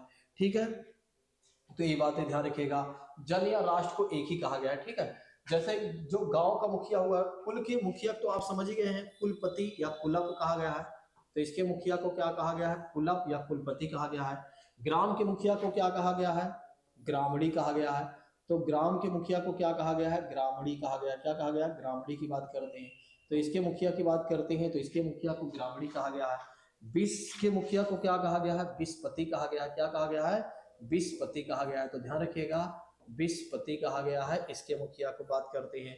फिर उसके बाद जन की बात करते हैं या राष्ट्र की बात करते हैं तो इसके मुखिया को क्या कहा गया है? इसके मुखिया को कहा गया है राजन कहा गया है, यानी कि राजा हुआ करता था। मुझे लगता है कि मेरी बातें आप लोगों तक पहुंच चुकी हैं और आप लोग मेरी बात को समझ गए होंगे कि ये जो एक तरह से व्यवस्थाएं बनाई गई हैं, ये अपने आप में एक अहम थी। ठीक है, जैसे कि बात करते हैं परिवार को क्या कहा गया है? तो परिवार को इन लोगों ने कहा है कुल कहा है। और कई परिवारों मिलाकर क्या करते थे? ग्राम बनाते थे, और ग्राम से विष बनता था, और विष से जन बना, जन से राष्ट्र बना। ठीक है, जिसमें राजा हुआ करता था। ठीक है, याद रखिएगा। ठीक है, तो आपके एग्जामिनेशन में पूछा जाता है कई बार, तो अगर आता है तो बता दीजिएगा, नहीं तो कोई बात नहीं है। ऋग्वैदिक काल में अगर आप देखते हैं तो राज्य के जो अधिकारियों में अगर आप देखते हैं तो जो सेनानी हुआ करता था और जो पुरोहित हुआ करते थे वे बहुत ही महत्वपूर्ण हुआ करते थे। यानी सेनानी और पुरोहित का जो पद था वो महत्वपूर्ण हुआ करता था। सूतकार की बात करते हैं, रथ की कार की बात करते हैं, कम्माद की बात करते हैं तो इनके अधिकारी को क्या कहा गया है? रत्निन कहा गया है। तो इनके अधिकारी को क्या कहा गया है? रत्निन कहा गया है। इनकी संख्या राजा सहित 12 हुआ करती थी। ठीक है, और गोचर भूमि, ध्यान रखिएगा ये बहुत महत्वपूर्ण बात है, गोचर भूमि के अधिकारी को क्या कहा गया है? वाजपति कहा जाता था। तो गोचर भूमि के अधिकारी को क्या कहा गया है? वाजपति कहा गया।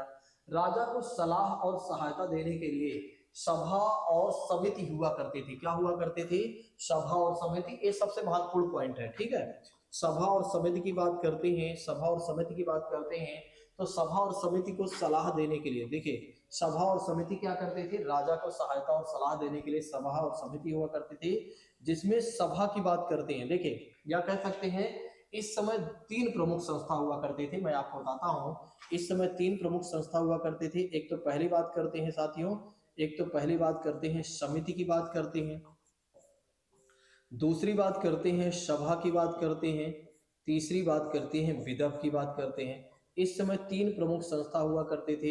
एक तो पहली बात करते हैं समिति, दूसरी बात करते हैं विधव सभा, तीसरी बात करते हैं विधव। देखिए समिति में क्या हुआ करता था, समिति की बात करते हैं तो इसमें की खास बात क्या थी, एक मिनट, समिति की बात करते हैं तो समिति की बात करते हैं तो एक राजनीतिक संस्था थी जिसका काम राजा को नियुक्ति करना हुआ करता था और राजा के उच्च पदों एक मिनट देखिए जो समिति हुआ करती थी ये क्या करती थी, राजा को नियुक्त करती थी।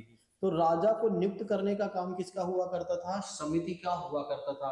और राजा के साथ उच्च पदों पर जो लोग बैठते थे उनको भी नियुक्त करने का काम किसका हुआ करता था, समिति का। अर्थात कह सकते हैं इस समय जो राजा का पद था ना वो वंशानुगत नहीं था, यानी कि राजा कहीं ना कहीं एक तरह से चुन के जाता था, यानी कि निर्वाचन माध्यम से जाता था। क्योंकि ये जो समिति हुआ करती थी इसमें कुछ मेंबर हुआ करते थे और ये मेंबर मिलकर क्या करते थे, राजा को चुनते थे और राजा को एक तरह से कह सकते हैं कि राजा को उसके पद पर बैठाते थे और राजा के कार्यों को बताते, कर्तव्यों को बताते थे कि हाँ राजा को क्या करना चाहिए। लेकिन राजा को अगर किसी भी तरह के, राजा की बात करते हैं, राजा को किसी भी तरह से अगर आप देखें तो उसे सहायता और सलाह चाहिए तो वो सभा हुआ करती थी। और सभा में श्रेष्ठ की बात करते हैं तो सभा में श्रेष्ठ की बात करते हैं तो श्रेष्ठ लोग रहा करते थे। तो ये लोग राजा को एक तरह से वो बातें बताते थे जो राजा को नहीं पता चल पाता था, या कह सकते हैं जिनके बारे में राजा को नहीं जानकारी हुआ करते थे। इसमें अनुभवी लोग हुआ करते थे, ऐसे कह सकते हैं। इसमें वे लोग रहा करते थे जो कहीं ना कहीं देश समाज काल सबको समझते थे। तो वे लोग राजा को क्या करते थे, एक तरह से उनको एक तरह से सहायता देते थे, जहां पर राजा को ये समझ में नहीं आता था अब मुझे क्या करना चाहिए। विदव की बात करते हैं, इसमें बहुत सारे लोगों की बैठकें हुआ करती थी, यानी कि इसमें जनों की बैठक हुआ करते थे। जनों मतलब लोगों की बैठक हुआ करते थे, ठीक है। और समस्याओं को सुना जाता था कहीं ना कहीं और उस पर समाधान पर भी पहुंचा जाता था कहीं ना कहीं, ठीक है। ये देखिए जो आप देखे ना, ईशान समिति का सभापति हुआ करता था। तो ईशान ईशान की बात करते हैं तो एक कौन हुआ करता था, समिति का सभापति हुआ। आर्यों की सबसे प्राचीन संस्था जो थी वो थी दोस्तों विदव थी, और जिसे जनसभा कहा गया है। यानी कि जनसभा का मतलब हो जाता है लोगों की सभा की बात करते हैं। बहुत सारे लोग विदव में बैठते थे। ये मैंने आपको सॉरी ये मैंने आपको स्टार्टिंग में ही बता दिया है कि विदव में लोग बैठा करते थे, लोगों की समस्याओं को सुना जाता था।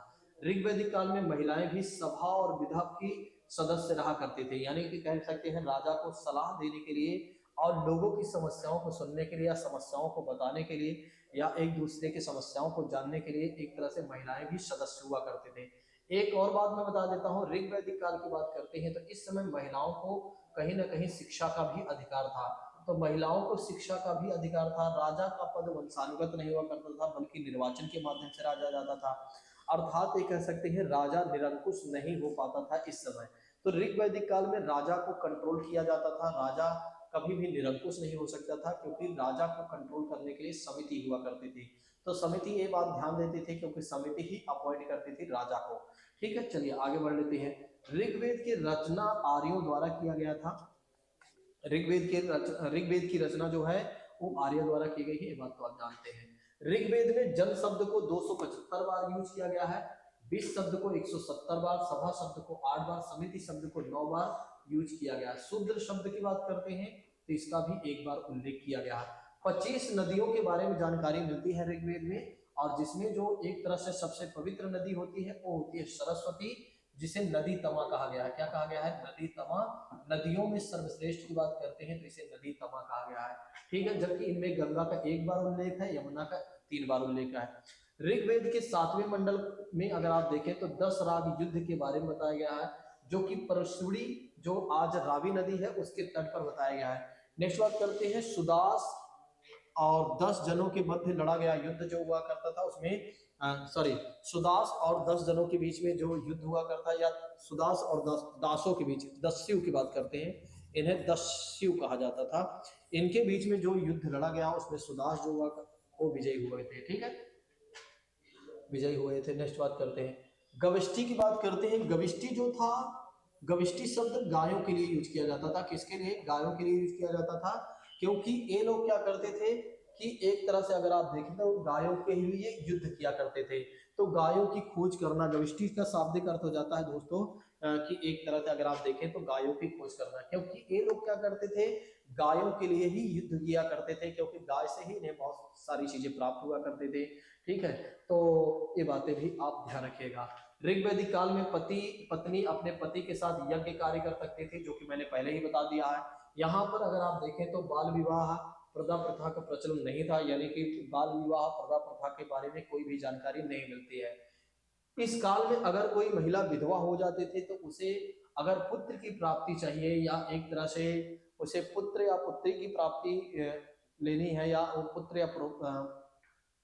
या पुत्री की प्राप्ति चाहती है, तो उसके लिए उसे क्या करना पड़ता था, अपने पति के छोटे भाई, जिसे देवर कहा गया है, उसके साथ वो संबंध बना सकती थी पुत्र या पुत्री की प्राप्ति के लिए, जिसे क्या कहा गया है, नियोग प्रथा कहा गया। तो ध्यान रखिएगा, नियोग प्रथा से तात्पर्य हो जाता है जिस महिला के अगर आप देखते हैं, जिस महिला की बात करते हैं, तो जिस महिला के पति नहीं थे और या पति की डेथ हो जाती थी, अगर उन्हें पुत्र या पुत्री की प्राप्ति चाहिए, तो उसके लिए उन्हें अपने देवर के साथ संबंध बनाना होता था।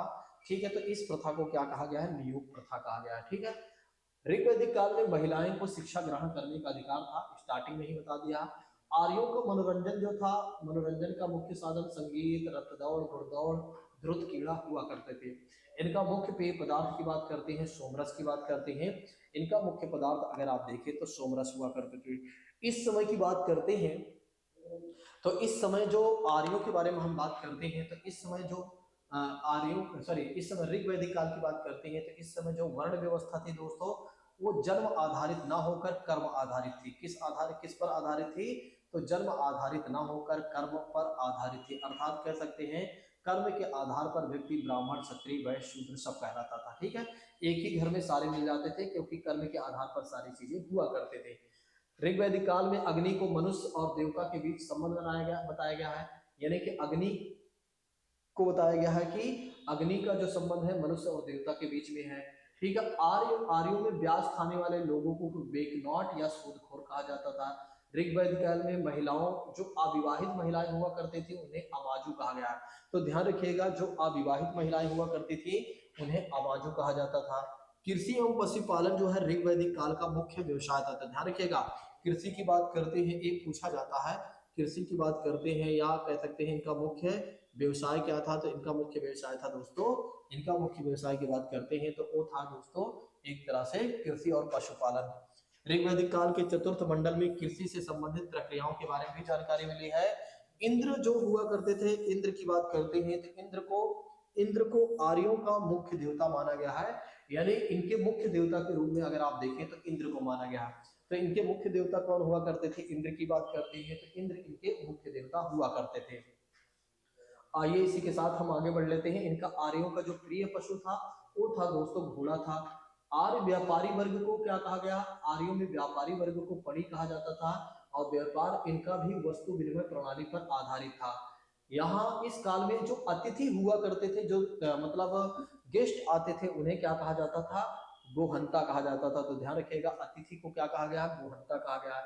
और गाय को अघन्या कहा गया है। गाय को क्या कहा गया है, अघन्या की बात करते हैं तो गाय को अघन्या कहा गया है। अर्थात ये कह सकते हैं गाय का वध नहीं करना चाहिए। किसका वध नहीं करना चाहिए, गाय का वध नहीं करना चाहिए, ये लोग ये मानते थे। ठीक है, जो कि सत्य भी है। अब हम बात करते हैं कि आर्यों के जो देवता थे उनको कितने भागों में बांटा गया था। तो आर्यों ने अपने देवताओं को 3 भागों में बांटा था। एक तो पहली बात करते हैं आकाश के देवता की बात करते हैं। तो आकाश के देवता में इनके जो देवता थे भगवान विष्णु, सूर्य, उषा, पूषण की बात करते हैं, ये जो है आकाश के देवता माने गए हैं। अंतरिक्ष के देवता की बात करते हैं, वायु, रुद्र, इंद्र, मारुत की बात करते हैं, इन्हें अंतरिक्ष के देवता माना गया है। पृथ्वी के देवता की बात करते हैं, पृथ्वी, सोम, बृहस्पति, अग्नि की बात करते हैं, तो इन्हें एक तरह से अगर आप देखें तो पृथ्वी के देवता भी माना गया।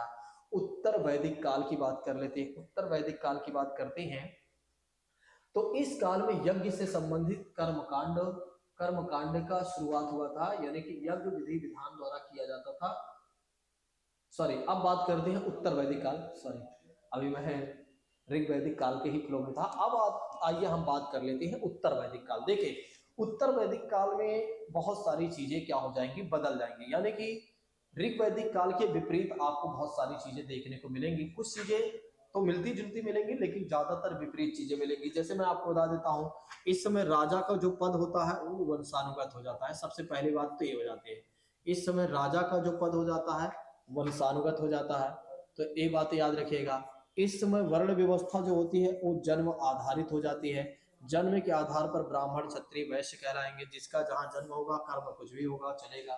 ठीक है। उत्तर वैदिक काल में राजसूय यज्ञ का प्रचलन शुरू हो गया और राजा एक राज्य अभिषेक से संबंधित यज्ञ हुआ करता था। समझ सकते हैं हम, राजा का जो पद होगा, राजा यहाँ शक्तिशाली हो जाएगा। देखिए अब इस समय क्या होगा, उत्तर वैदिक काल में राजा शक्तिशाली हो जाएगा।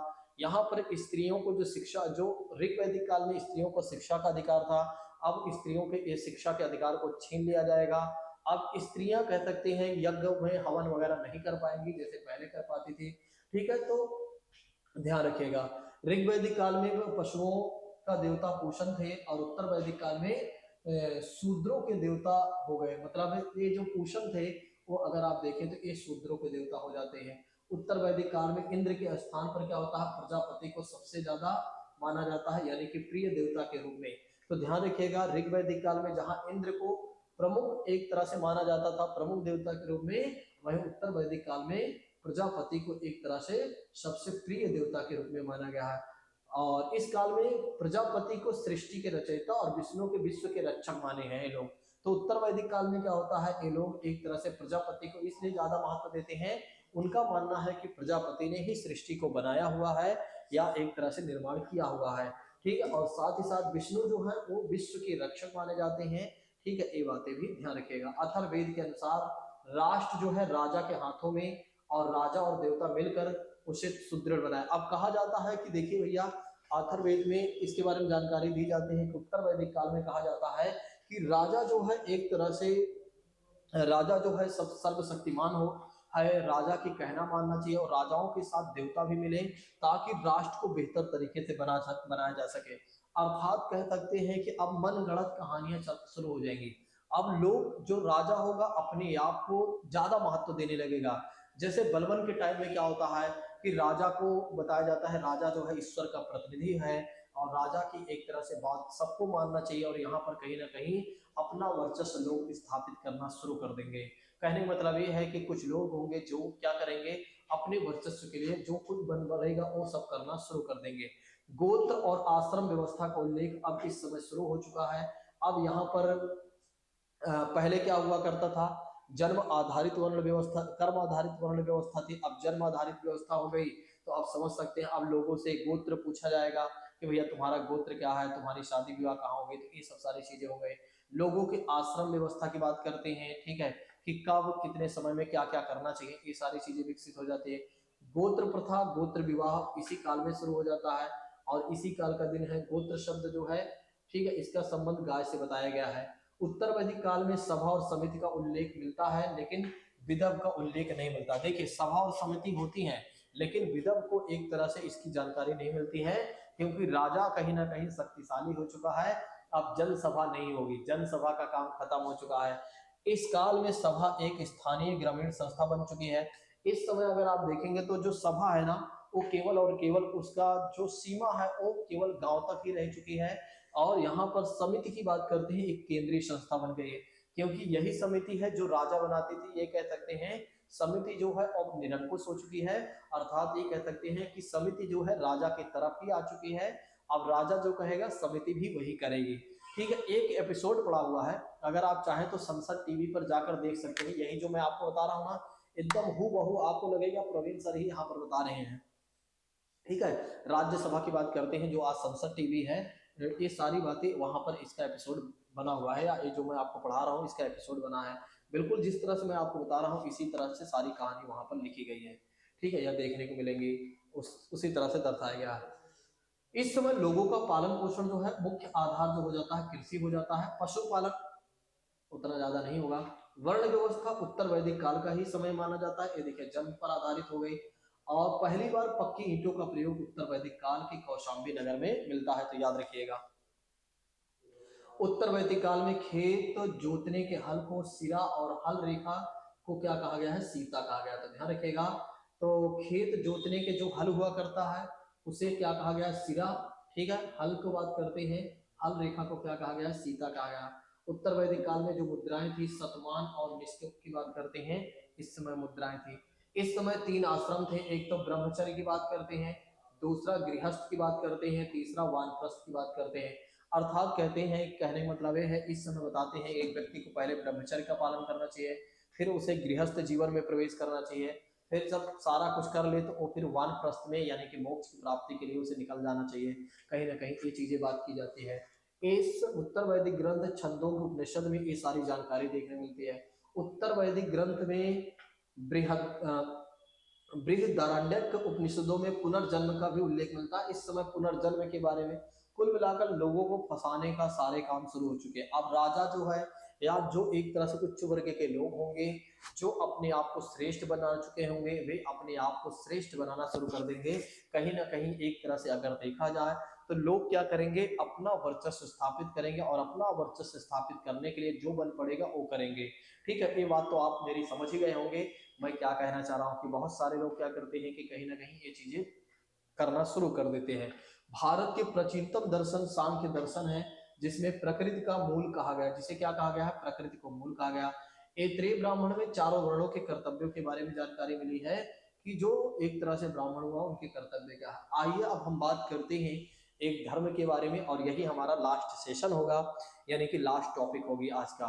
क्योंकि अगर आप देखें तो हमने पहली वीडियो में आपको पढ़ा दिया है कि भारतीय इतिहास के जानने के स्रोत के बारे में, फिर उसके बाद हमने आपको इतिहास के विभाजन से लेकर पूरा जैन तक के मैं आपको बता दे रहा हूँ। और उसके बाद अगर आप देखें तो हमने आपको पढ़ा दिया है बौद्ध काल से गुप्त काल तक की पूरी कहानी बता दिया। अब आज के बाद से हिस्ट्री, एशियन हिस्ट्री में अब नहीं पढ़ाऊंगा अभी कुछ दिनों तक, बाद में पढ़ाऊंगा जब सब पेपर वगैरह हो जाएगा तब, क्योंकि एशियन हिस्ट्री कंप्लीट हो चुकी है। अब आपके प्रश्न गलत नहीं होंगे।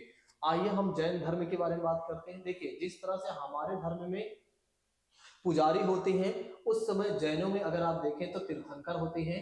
ठीक है, और कुल मिलाकर कितने तीर्थंकर होते हैं? तो कुल मिलाकर जो तीर्थंकर की बात करते हैं तो कुल मिलाकर जो तीर्थंकर होते हैं साथियों वो होते हैं 24। तो इस समय टोटल मिलाकर 24 तीर्थंकर होते हैं। अगर हम बात करें कि इस धर्म के संस्थापक के बारे में बात करते हैं और प्रथम तीर्थंकर के बारे में बात करते हैं, तो इस धर्म के जो संस्थापक रहे हैं वे ऋषभ देव की बात करते हैं। जो भरत के सम्राट की बात करते हैं, ऋषभ देव जो थे वे भरत के सम्राट थे। ठीक है, तो ये बातें ध्यान रखिएगा कि जैन धर्म के जो संस्थापक रहे और प्रथम तीर्थंकर कौन थे? ऋषभ देव थे। कौन थे? ऋषभ देव थे। आपके एग्जामिनेशन में क्वेश्चन पूछा जाता है, तो ध्यान रखिएगा ऋषभ देव जो थे वे एक तरह से जैन धर्म के प्रथम तीर्थंकर और संस्थापक थे साथियों। ठीक है, ऋषभ देव के बारे में जो जानकारी मिलती है हमें वो ऋग्वेद में जानकारी मिलती है। एक अरष्टी नेमी की बात करते हैं। अरष्टी नेमी भी क्या नाम है? अरष्टी नेमी जो है जैन धर्म के एक तीर्थंकर हैं, इनके बारे में आगे मैं बताऊंगा। ठीक है, तो इनकी जानकारी एक तरह से कहाँ मिलती है? ऋग्वेद में मिलती है। तो इनकी भी जानकारी कहाँ मिलती है? ऋग्वेद में मिलती है। इनका संबंध भगवान श्री कृष्ण से बताया गया है कि कहीं ना कहीं ये इनसे रिलेटेड है। ये देखिए, जैन धर्म के विद्वान या महात्माओं को क्या कहा गया है? तीर्थंकर कहा गया है। ठीक है, तो इनके महात्माओं की बात करते हैं या इनको बात करते हैं। अब हम बात करेंगे जैन धर्म के जो वास्तविक संस्थापक होंगे। कौन होंगे? वास्तविक संस्थापक की बात करते हैं तो जैन धर्म के वास्तविक संस्थापक के तौर पर अगर आप देखते हैं तो कौन होंगे? महावीर स्वामी। ये हैं महावीर स्वामी, जैन धर्म के वास्तविक संस्थापक और जैन धर्म के अंतिम तीर्थंकर। जैन धर्म के अंतिम यानी कि 24वें तीर्थंकर के रूप में अगर आप देखते हैं तो कौन आपको मिलेंगे? तो मिलेंगे महावीर स्वामी। आइए हम इनके बारे में अपनी कहानी को समझते हैं, अर्थात कह सकते हैं इनसे हम अपने चीजों को समझते हैं, यानी कि कह सकते हैं कि इनसे हम सब कुछ जानने का प्रयास करते हैं कि आखिर इन्होंने जैन धर्म के लिए क्या किया और कैसे इस धर्म को आगे बढ़ाया था। सबसे पहले बात कर लेते हैं कि ये जैन धर्म के कौन थे। ये जैन धर्म के वास्तविक संस्थापक थे और अंतिम तीर्थंकर थे। हमारी बातचीत पहले ही हो चुकी है। इनका जन्म हुआ था 599 बीसी की बात करते हैं, और कहां पर हुआ था?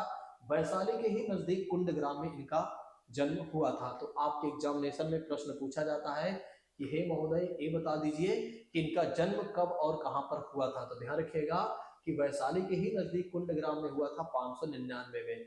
इनकी मृत्यु की बात करते हैं साथियों, तो इनकी मृत्यु हुई थी 468 बीसी की बात करते हैं, और पटना के ही नजदीक पावापुरी नामक स्थान पर इनकी मृत्यु हुई थी। ये याद रखिएगा क्योंकि आपके एग्जामिनेशन में क्वेश्चन पूछा जाता है। इनके पिता का नाम था सिद्धार्थ, जो कि ज्ञात्रिक ज्ञात्रिक क्षत्रियों के संघ के सरदार इन हुआ करते थे।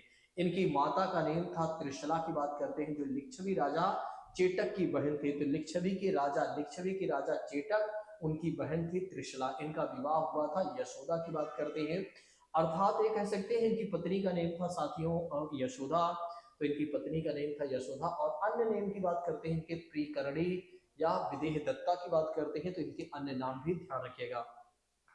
आपके एग्जामिनेशन में कई बार प्रश्न बन जाता है कि इनके अन्य नाम आप बता दीजिए, तो भूलिएगा नहीं। महावीर स्वामी का एक और नाम मिलता है, तो महावीर स्वामी का एक नाम और मिलता है, तो मिलता है निगंठ नाथ पुत्र की बात करते हैं, इनका एक नाम ये भी मिलता है। इनके बचपन का नाम था वर्धमान, महावीर की बात करते हैं या वर्धमान था, तो ध्यान रखिएगा वर्धमान इनके बचपन का नाम था। कई बार हमारे एग्जामिनेशन में पूछा जा चुका है कि महोदय ये बता दीजिए कि महावीर स्वामी के बचपन का नेम क्या था, तो आप बताएंगे महावीर स्वामी के बचपन का नेम क्या था। वो था साथियों वर्धमान था। बहुत सारे छात्र बड़े उगने लगते हैं, उनका मन करता है यार छोड़ देते हैं, यार अब रहने देते हैं, ठीक है। ये सब जो मन की व्यथाएं हैं ना, इन मन की व्यथाओं को छोड़ दीजिए, आप अपने आप को मोटिवेट रखिए, ठीक है। ये मन में ऐसी चीजें आती हैं जब एग्जाम पास में आता है, ठीक है, ऐसा फील होता है कि छोड़ देते हैं, रहने देते हैं, क्या ही करेंगे, बाद में देख लेंगे, ठीक है। लेकिन एक न एक दिन आपको तो मेहनत करना ही पड़ेगा। जब एक न एक दिन मेहनत करना ही है तो फिर आज क्यों नहीं, सोचिए आज क्यों नहीं, अभी क्यों नहीं, इसी वक्त क्यों नहीं। तो खड़े होइए, तैयार हो जाइए और मेहनत करना शुरू कर दीजिए। और सोच लीजिए मैं तब तक भागता रहूंगा जब तक कि मुझे सफलता मिल नहीं जाती है। और वही बात है मांझी की तरह, जब तक तोड़ेंगे नहीं साले को तब तक छोड़ेंगे नहीं, ठीक है। आइए हम आगे बढ़ते हैं, अपने साथ कुछ रख लिया करें, ठीक है, ताकि कुछ खाते पीते रहा करें और इससे आपका मन लगा रहता है। और कई बार बच्चे क्या करते हैं ना, बीच से कट करके सीधे यूट्यूब पर दूसरे पहुंचते हैं, लेकिन फिर आ जाते हैं क्लास को तो इसको स्किप करते हैं, आते हैं अपने कोई रिकमेंडेड वीडियो पर आ जाते हैं, और जिसके वजह से उनका सिलेबस कंप्लीट नहीं होता है। ये आप जो करते हैं ना, ये गलत बातें हैं। आपको पूरा देखना ही चाहिए, क्योंकि मन लगा है तो मन लगे रहने दीजिए। एक बार मन को डिस्ट्रैक्ट आपने किया तो हर बार आपका मन इसी तरह से डिस्ट्रैक्ट होता रहेगा। तो मेरी बात को और मेरी भावनाओं का कद्र कीजिए। और आपके साथ जिस तरह से मैं मेहनत कर रहा हूँ ना, अगर आप लोगों ने मेरा सहयोग कर दिया तो मैं गारंटी लेता हूँ कि पूरे यूट्यूब पर इस तरह से मैं आपको पढ़ा दूंगा कि आपको किसी भी कोर्स को परचेज करने की भी आवश्यकता नहीं पड़ेगी। आइए हम इसकी कहानी को आगे बढ़ाते हैं। महावीर स्वामी जी की बात करते हैं तो 12 वर्ष की कठिन तपस्या करते हैं, और कहाँ पर करते हैं, तो ये करते हैं जिम्भ्रिक नामक एक गांव होता है, और एक नदी भी उसी के नजदीक होती है, उस नदी का नाम होता है ऋजुपालिका नदी होती है। और वहां पर एक वृक्ष भी होता है उसी के पास में, उस वृक्ष का नाम होता है साथियों साल वृक्ष। क्या नाम होता है, तो इस वृक्ष का नाम होता है साल वृक्ष।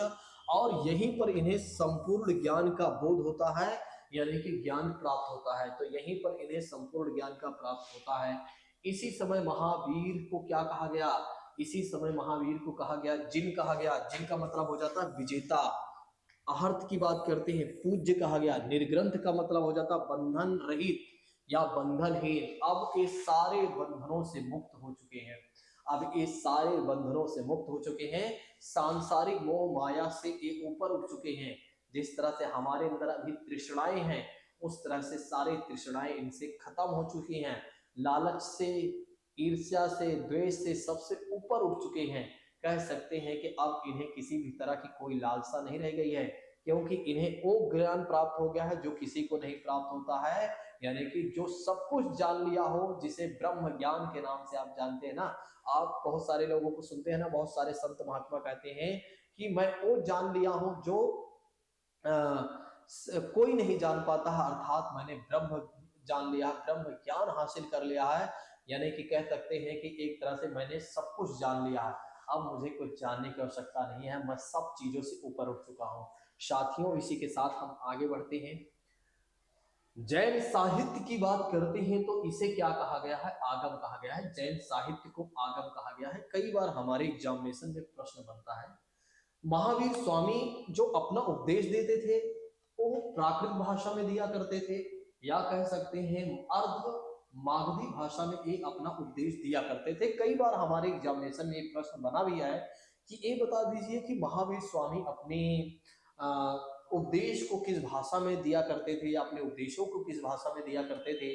तो वो दिया करते थे प्राकृत या अर्धमागधी भाषा में। महावीर स्वामी के जो अनुयायी रहे हैं, वे प्रथम अनुयायी यानी कि इनके फॉलोवर जो थे, इनकी जो पुत्री थी प्रियदर्शनी की बात करते हैं, या अड़ुज्जा की बात करते हैं साथियों, तो अड़ुज्जा और या कह सकते हैं प्रियदर्शनी की बात करते हैं, ये इनकी पहली सॉरी ये इनकी पुत्री थी और यही इनकी पहली अनुयायी थी। और इनके दामाद का नाम था जमाली की बात करते हैं, जो कि इसके पति थे। ठीक है, तो इनके पति मतलब प्रियदर्शनी के पति और महावीर स्वामी के दामाद की बात करते हैं जो जमाली थे, वे कौन थे, इनके पहले अनुयायी थे महावीर स्वामी के।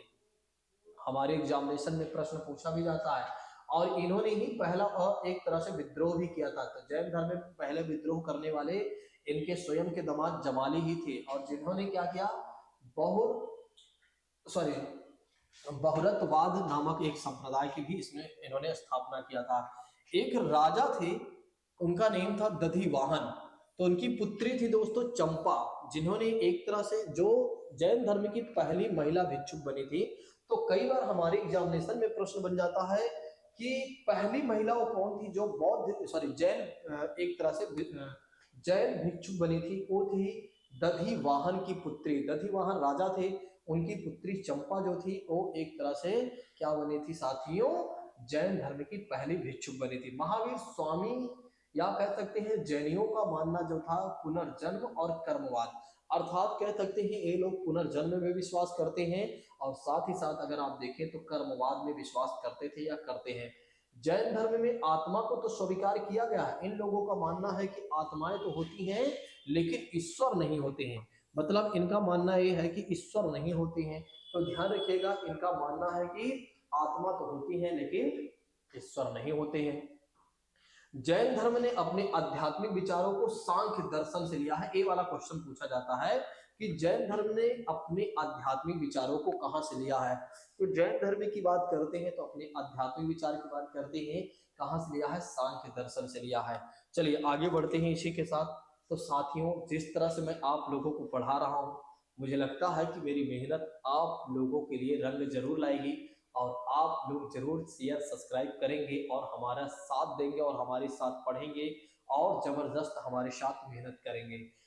जैन धर्म में महावीर ने गृहस्थों के लिए 5 अणुव्रत बताए हैं। कह सकते हैं कि इन्होंने कहा कि जो लोग जैन धर्म का पालन करते हैं, कम से कम उन्हें ये 5 काम तो करने ही चाहिए। कम से कम इन 5 सिद्धांतों को तो अपनाना ही चाहिए। वे 5 शब्द कौन से होते हैं या 5 सिद्धांत कौन से होते हैं। एक तो पहली बात करते हैं, सदा सत्य बोलना चाहिए। सत्य वचन की बात करते हैं, एक इंसान को क्या करना चाहिए, सदा सत्य बोलना चाहिए। एक कौन कह रहा, महावीर स्वामी कह रहे हैं। दूसरी बात करते हैं तो अहिंसा की बात करते हैं। एक व्यक्ति को हिंसा का मार्ग नहीं अपनाना चाहिए। एक व्यक्ति को हिंसा का मार्ग नहीं अपनाना चाहिए। आस्तेय की बात करते हैं, एक व्यक्ति को चोरी नहीं करना चाहिए। आप परिग्रह सांसारिक वस्तुओं को त्याग कर देना चाहिए और ब्रह्मचर्य अपना लेना चाहिए। ये 5 सिद्धांत हैं। वैसे तो एक कहानी मैं आपको बता देता हूँ। जैन धर्म के 23वें तीर्थंकर थे। जैन धर्म के 23वें तीर्थंकर की बात करते हैं, वे थे पार्श्वनाथ महोदय। यहीं पर जान भी लो, और इससे क्या होगा कि एक क्वेश्चन आपका कंप्लीट, एक पॉइंट या क्वेश्चन कंप्लीट भी हो जाएगा ना। तो ऐसे में अगर आप देखें तो जैन धर्म के जो 23वें तीर्थंकर थे ना, वे थे पार्श्वनाथ। कौन थे, पार्श्वनाथ की बात करते हैं। तो ये जो पार्श्वनाथ थे ना, इन्होंने 4 सिद्धांत पहले ही दिया हुआ था। इन्होंने जैन धर्म के 4 सिद्धांत पहले ही दिया हुआ था, और ये 4 सिद्धांत कौन थे, इसको छोड़ दीजिए, यानी कि ब्रह्मचर्य को आप छोड़ दीजिए। बाकी 4 जो सिद्धांत आपको दिख रहे हैं, ये चारों सिद्धांत को पार्श्वनाथ महोदय ने दिया था। ठीक है, और कौन कौन से, सदा सत्य बोलना, अहिंसा और अपरिग्रह, आस्तिक की बात करते हैं। और 5वां सिद्धांत किसने जोड़ा था, महावीर स्वामी ने जोड़ा था। तो इसीलिए 5 अणुव्रत बताए जाते हैं। तो ध्यान रखिएगा, महावीर के साथ ये 5 को फिर जोड़ दिया गया। ठीक है, चलिए एक बहुत ही खास बात है, क्योंकि आपके एग्जामिनेशन में पूछा जाता है कि ये बता दीजिए कि जैन धर्म को संरक्षण देने वाले राजा कौन कौन से थे उस समय के, या जैन धर्म को मानने वाले राजा कौन कौन से थे। एक तो वो बालक जो आगे चलकर चंद्रगुप्त मौर्य बनता है, मौर्य वंश का संस्थापक बनता है, महान सम्राट कह सकते हैं, तो वही थे इसके। और दूसरी बात करते हैं उदयन की बात, उदयन की बात करते हैं, उदयन उदयन की बात करते हैं, ये भी था। कलिंग के राजा खारवेल, राष्ट्रकूट के राजा अमोघ वर्ष, चंदेल के जो शासक रहे, ये सब जैन धर्म को मानने वाले थे, और कह सकते हैं कि ये सब जैन धर्म को संरक्षण भी देते थे। तो ध्यान रखिएगा, जैन धर्म के संरक्षण देने वाले राजाओं में ये सारे राजा आते हैं। आपके एग्जामिनेशन में पूछा जाता है, आप ध्यान रखिएगा, ठीक है, क्योंकि आपके एग्जामिनेशन में क्वेश्चन पूछा जाता है या पूछे जाते हैं। चंदेल शासकों द्वारा क्या है, खजुराहो में जैन मंदिर का निर्माण किया गया है। Most important, very very important part की बात करते हैं, वेरी वेरी इंपॉर्टेंट की बात करते हैं, ये आपके एग्जाम में पूछा जाता है कि खजुराहो में जैन मंदिर का निर्माण किन शासकों ने करवाया था। तो खजुराहो में जैन मंदिर का निर्माण चंदेल शासकों ने करवाया था। मौर्य उत्तर काल में, यानी कि मौर्योत्तर काल में देखा जाए तो मौर्योत्तर काल में अगर आप देखते हैं तो मथुरा जो था जैन धर्म का प्रसिद्ध केंद्र था। तो जैन धर्म का प्रसिद्ध केंद्र क्या रहा है, मथुरा रहा है, ये याद रखिएगा। आपके एग्जामिनेशन में कई बार प्रश्न बन चुका है कि ये बता दीजिए कि किस समय जैन धर्म का मथुरा जो रहा है एक तरह से प्रसिद्ध केंद्र रहा है, वो है मौर्योत्तर काल की बात करते हैं। किस काल में? मौर्योत्तर काल की बात करते हैं, मौर्य काल के बाद जो मौर्योत्तर काल आता है। भद्रबाहु द्वारा रचित कल्पसूत्र में जैन तीर्थंकरों की जीवनी देखने मिलती है। कालांतर में जैन धर्म आगे चलकर दो भागों में विभाजित हो जाता है। एक तो पहले या प्रथम दृष्टिया बात करते हैं, दिगंबर की बात करते हैं, तो आगे चलकर जैन धर्म दो भागों में बढ़ जाता है, एक दिगंबर है, दूसरा श्वेतांबर की बात करते हैं। तो जैन धर्म कितने भागों में बढ़ जाता है?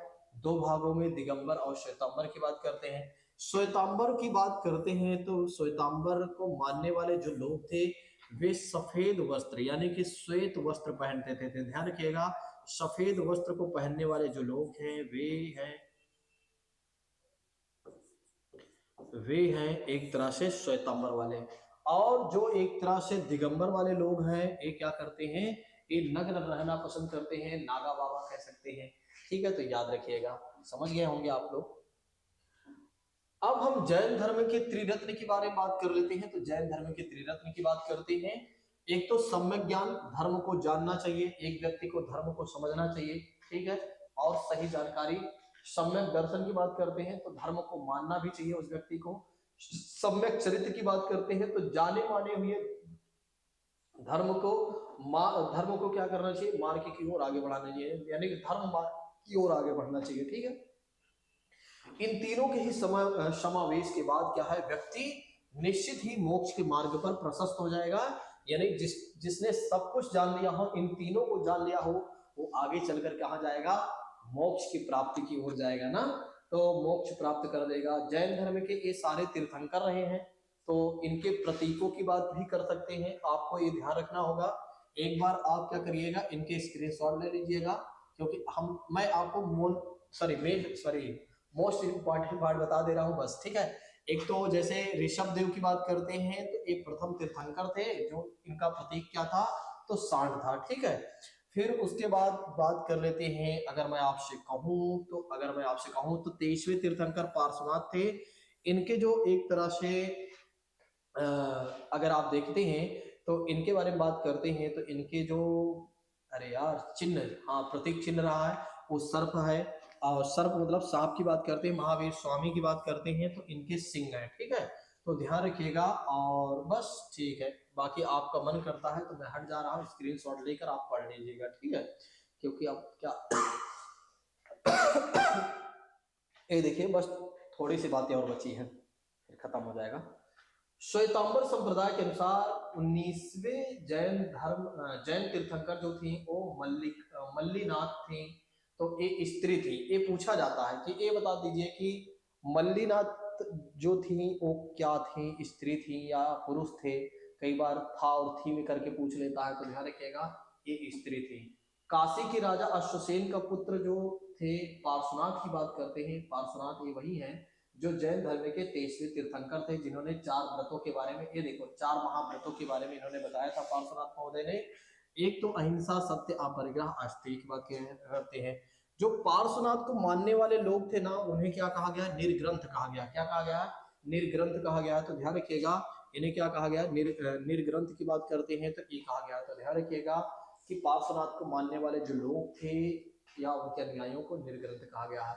आगे चलकर जैन धर्म में 2 संगीतियां होती हैं। एक तो पहली संगीति या सभा की बात करते हैं। ये नहीं याद रखना है कि कब हुई थी, नहीं तो याद रखना चाहे तो रख सकते हैं अगर आपका दिमाग ज्यादा तेज है, नहीं तो शासनकाल कहाँ और कौन अध्यक्ष थे। ठीक है, तो ध्यान रखिएगा। शासनकाल की बात करते हैं तो चंद्रगुप्त मौर्य के समय में, इन्हीं के शासनकाल में क्या हुआ था? एक तरह से पहली संगीति हुई थी। कहाँ पर? पाटलिपुत्र की बात करते हैं। तब उस समय अध्यक्ष कौन था? स्थूलभद्र था। और इसी समय जैन धर्म 2 भागों में बढ़ गया था। ध्यान रखिएगा, एक तो श्वेतांबर, जो कि मैंने स्टार्टिंग में ही बता दिया है अभी। दूसरी बात करते हैं दिगंबर की बात करते हैं, तो दिगंबर। ध्यान रखिएगा, जैन धर्म की पहली संगीति में ही क्या हुआ था? जैन धर्म 2 भागों में बढ़ गया था, श्वेतांबर और दिगंबर में ना। चलिए, जैन धर्म की दूसरी संगीति की बात करते हैं, तो समय में नहीं याद रखना है।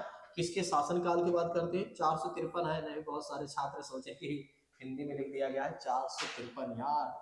453 यूपी बोर्ड से पढ़ने का तो यही एक फायदा है, हमको हिंदी भी आती है, इक्का एक, दुक्का दो, हाँ, तिक्का 3, चौका 4, हाँ, तो ये भी आती है।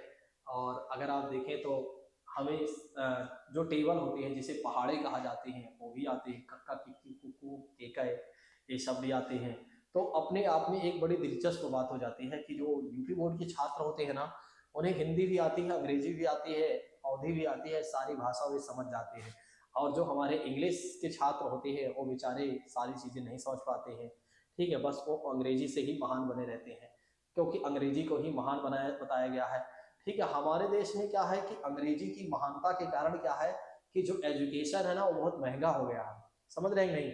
हमारे देश में ये महंगा नहीं हुआ है कि एक तरह से अगर आप देखें तो किसी चीज को लेकर महंगा हुआ है, जैसे इंफ्रास्ट्रक्चर महंगा नहीं हुई है, महंगी नहीं हुई है, बल्कि या महंगा नहीं हुआ, बल्कि अंग्रेजी एक महान भाषा की बात करते हैं, तो इसके वजह से क्या है, एजुकेशन महंगा हो गया। तो भारत का एजुकेशन जो महंगा हो रहा है वो इंग्लिश की वजह से हो रहा है, एक भाषा की वजह से। आप सोचिए एक बार कि जो हिंदी में पेड़ पौधा लिखा गया है या पेड़ पौधों के बारे में जानकारी दी गई है, और इंग्लिश में भी तो वही बताना पड़ेगा, बस यहाँ प्लांट कहना पड़ेगा, वहाँ पौधा कहना पड़ता है, बस यही कहने के लिए पैसा इतना दिया जाता है। अब हमारे टीचर भी क्या करें और हमारे स्कूल वाले भी क्या करें, क्योंकि हमारे देश की सरकार की बात करें तो सबने इंग्लिश को ही प्रायोरिटी दिया है, तो फिर हमें भी देना पड़ता है। तो इंग्लिश की महानता की वजह से ही भारत का जो स्कूल है वो महंगा हुआ है, बाकी कोई चीज़ें की वजह से महंगे नहीं है। ठीक है, अब सीबीएसई बोर्ड के नाम पर आप तो जानते हैं कि फीस किससे कितना ले लिया जाए, ये भी कम रहता है।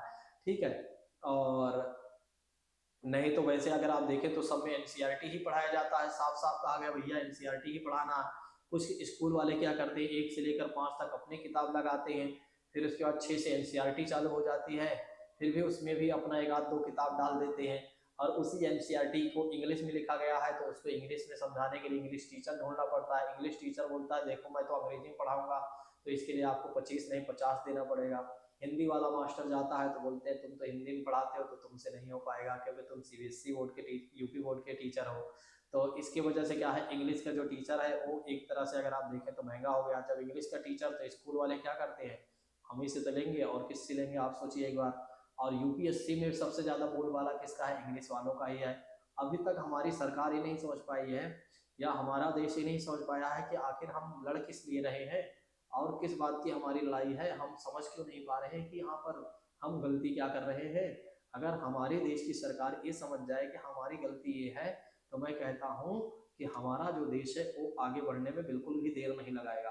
क्योंकि क्या है, बहुत सारे छात्र या बहुत सारे बच्चे ऐसे होते हैं जो ग्रामीण पृष्ठभूमि से होते हैं, और जब वो शहर आते हैं तो पहले तो उनको फाउंडेशन तैयार करने में 3-4 साल लग जाते हैं। मैं आपको बताऊं, यूपीएससी की तैयारी करने वाले जो छात्र गांव से आते हैं, 3-4 साल तो उनका इसमें लग जाता है कि भैया अधिनियम, बिल और संसद और क्या नाम है विधेयक और तमाम तरह के जो अंग्रेजी हिंदी के जो शब्द होते हैं, टर्मोलॉजी, ठीक है, और इंग्लिश में भी कठिन में लिखा होता है तो उसको ही समझने में टाइम लगा देते हैं, उनका बेसिक ही नहीं मजबूत होता है, जिसकी वजह से 3-4 साल तो यूपीएससी में भी ऐसे गवा देते हैं फाउंडेशन को मजबूत करने में।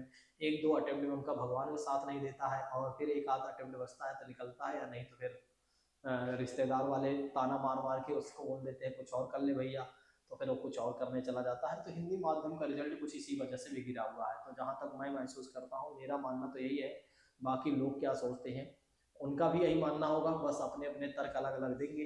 ठीक है, तो ये है भैया दूसरी जैन संगीति, जो कि गुप्त काल की बात करते हैं, स्थान वल्लभी, ठीक है, जो कि गुजरात में है, और देवर्धी, देवर्षि नहीं देवर्धी की बात करते हैं, तो देवर्धी क्षमा श्रमण, ठीक है, क्षमा श्रमण लिखा ही है, क्षमा श्रमण की बात करते हैं, ए इसका अध्यक्ष था, या ए इसके अध्यक्ष थे, याद रखिएगा। साथियों अगर आप देखें तो हमने आपको बहुत अच्छे से एशियन हिस्ट्री को कंप्लीट करके दे दिया है। ठीक है, मात्र और मात्र 3 क्लास में हमने आपकी पूरी हिस्ट्री कवर कर दिया है एशियन हिस्ट्री का। अब एक क्लास मैं आपको प्रोवाइड करा दूंगा बहुत जल्दी, वो है मीडियम हिस्ट्री के। समय बहुत कम बचा हुआ है, अब मैं सोच रहा हूँ कैसे ये सारी चीजें जल्दी कंप्लीट कराऊं। मैं सोच रहा हूँ पहले करंट अफेयर्स के कुछ पार्ट कंप्लीट करा देता हूँ, और उसके बाद क्या है कि मैं आपको जो ट्रेडिशनल टॉपिक्स हैं उनके बारे में मैं आपको पढ़ाऊं। तो दोस्तों आप सभी लोगों से मेरी यही गुजारिश है कि आप क्या करिए कि हमारे द्वारा जितनी भी क्लासेस शेयर की जा रही हैं वे सारी क्लासेस को आप देखते चलिए, समझते चलिए। अगर आपके कोई डाउट्स होते हैं तो आप क्या करिए, अपने डाउट्स को भी क्लियर करते चलिए। आज की क्लास को अब यहीं पर हम विराम देंगे, और हम मिलते हैं अपने नेक्स्ट क्लास में या नेक्स्ट सेशन में। अगर आपकी कोई डिमांड्स है कि आप कि कोई एक डिमांड से कि हाँ इस टॉपिक को पढ़ा दिया जाए, किसी भी विषय की बात करते हैं तो उस टॉपिक के विषय को मैं निश्चित तौर पर पढ़ा दूंगा, बशर्ते आप लोगों को थोड़ा से बताना पड़ेगा कि हाँ आखिर क्या पढ़ाना है। तो आज के लिए अब हमें दीजिए आप लोग इजाजत, और एशियन हिस्ट्री से अब हम लेते हैं अलविदा अपने, और हम मिलते हैं अपनी अगली हिस्ट्री में या अगले सेशन में। थैंक यू सो मच, जय हिंद दोस्तों, take care all of you.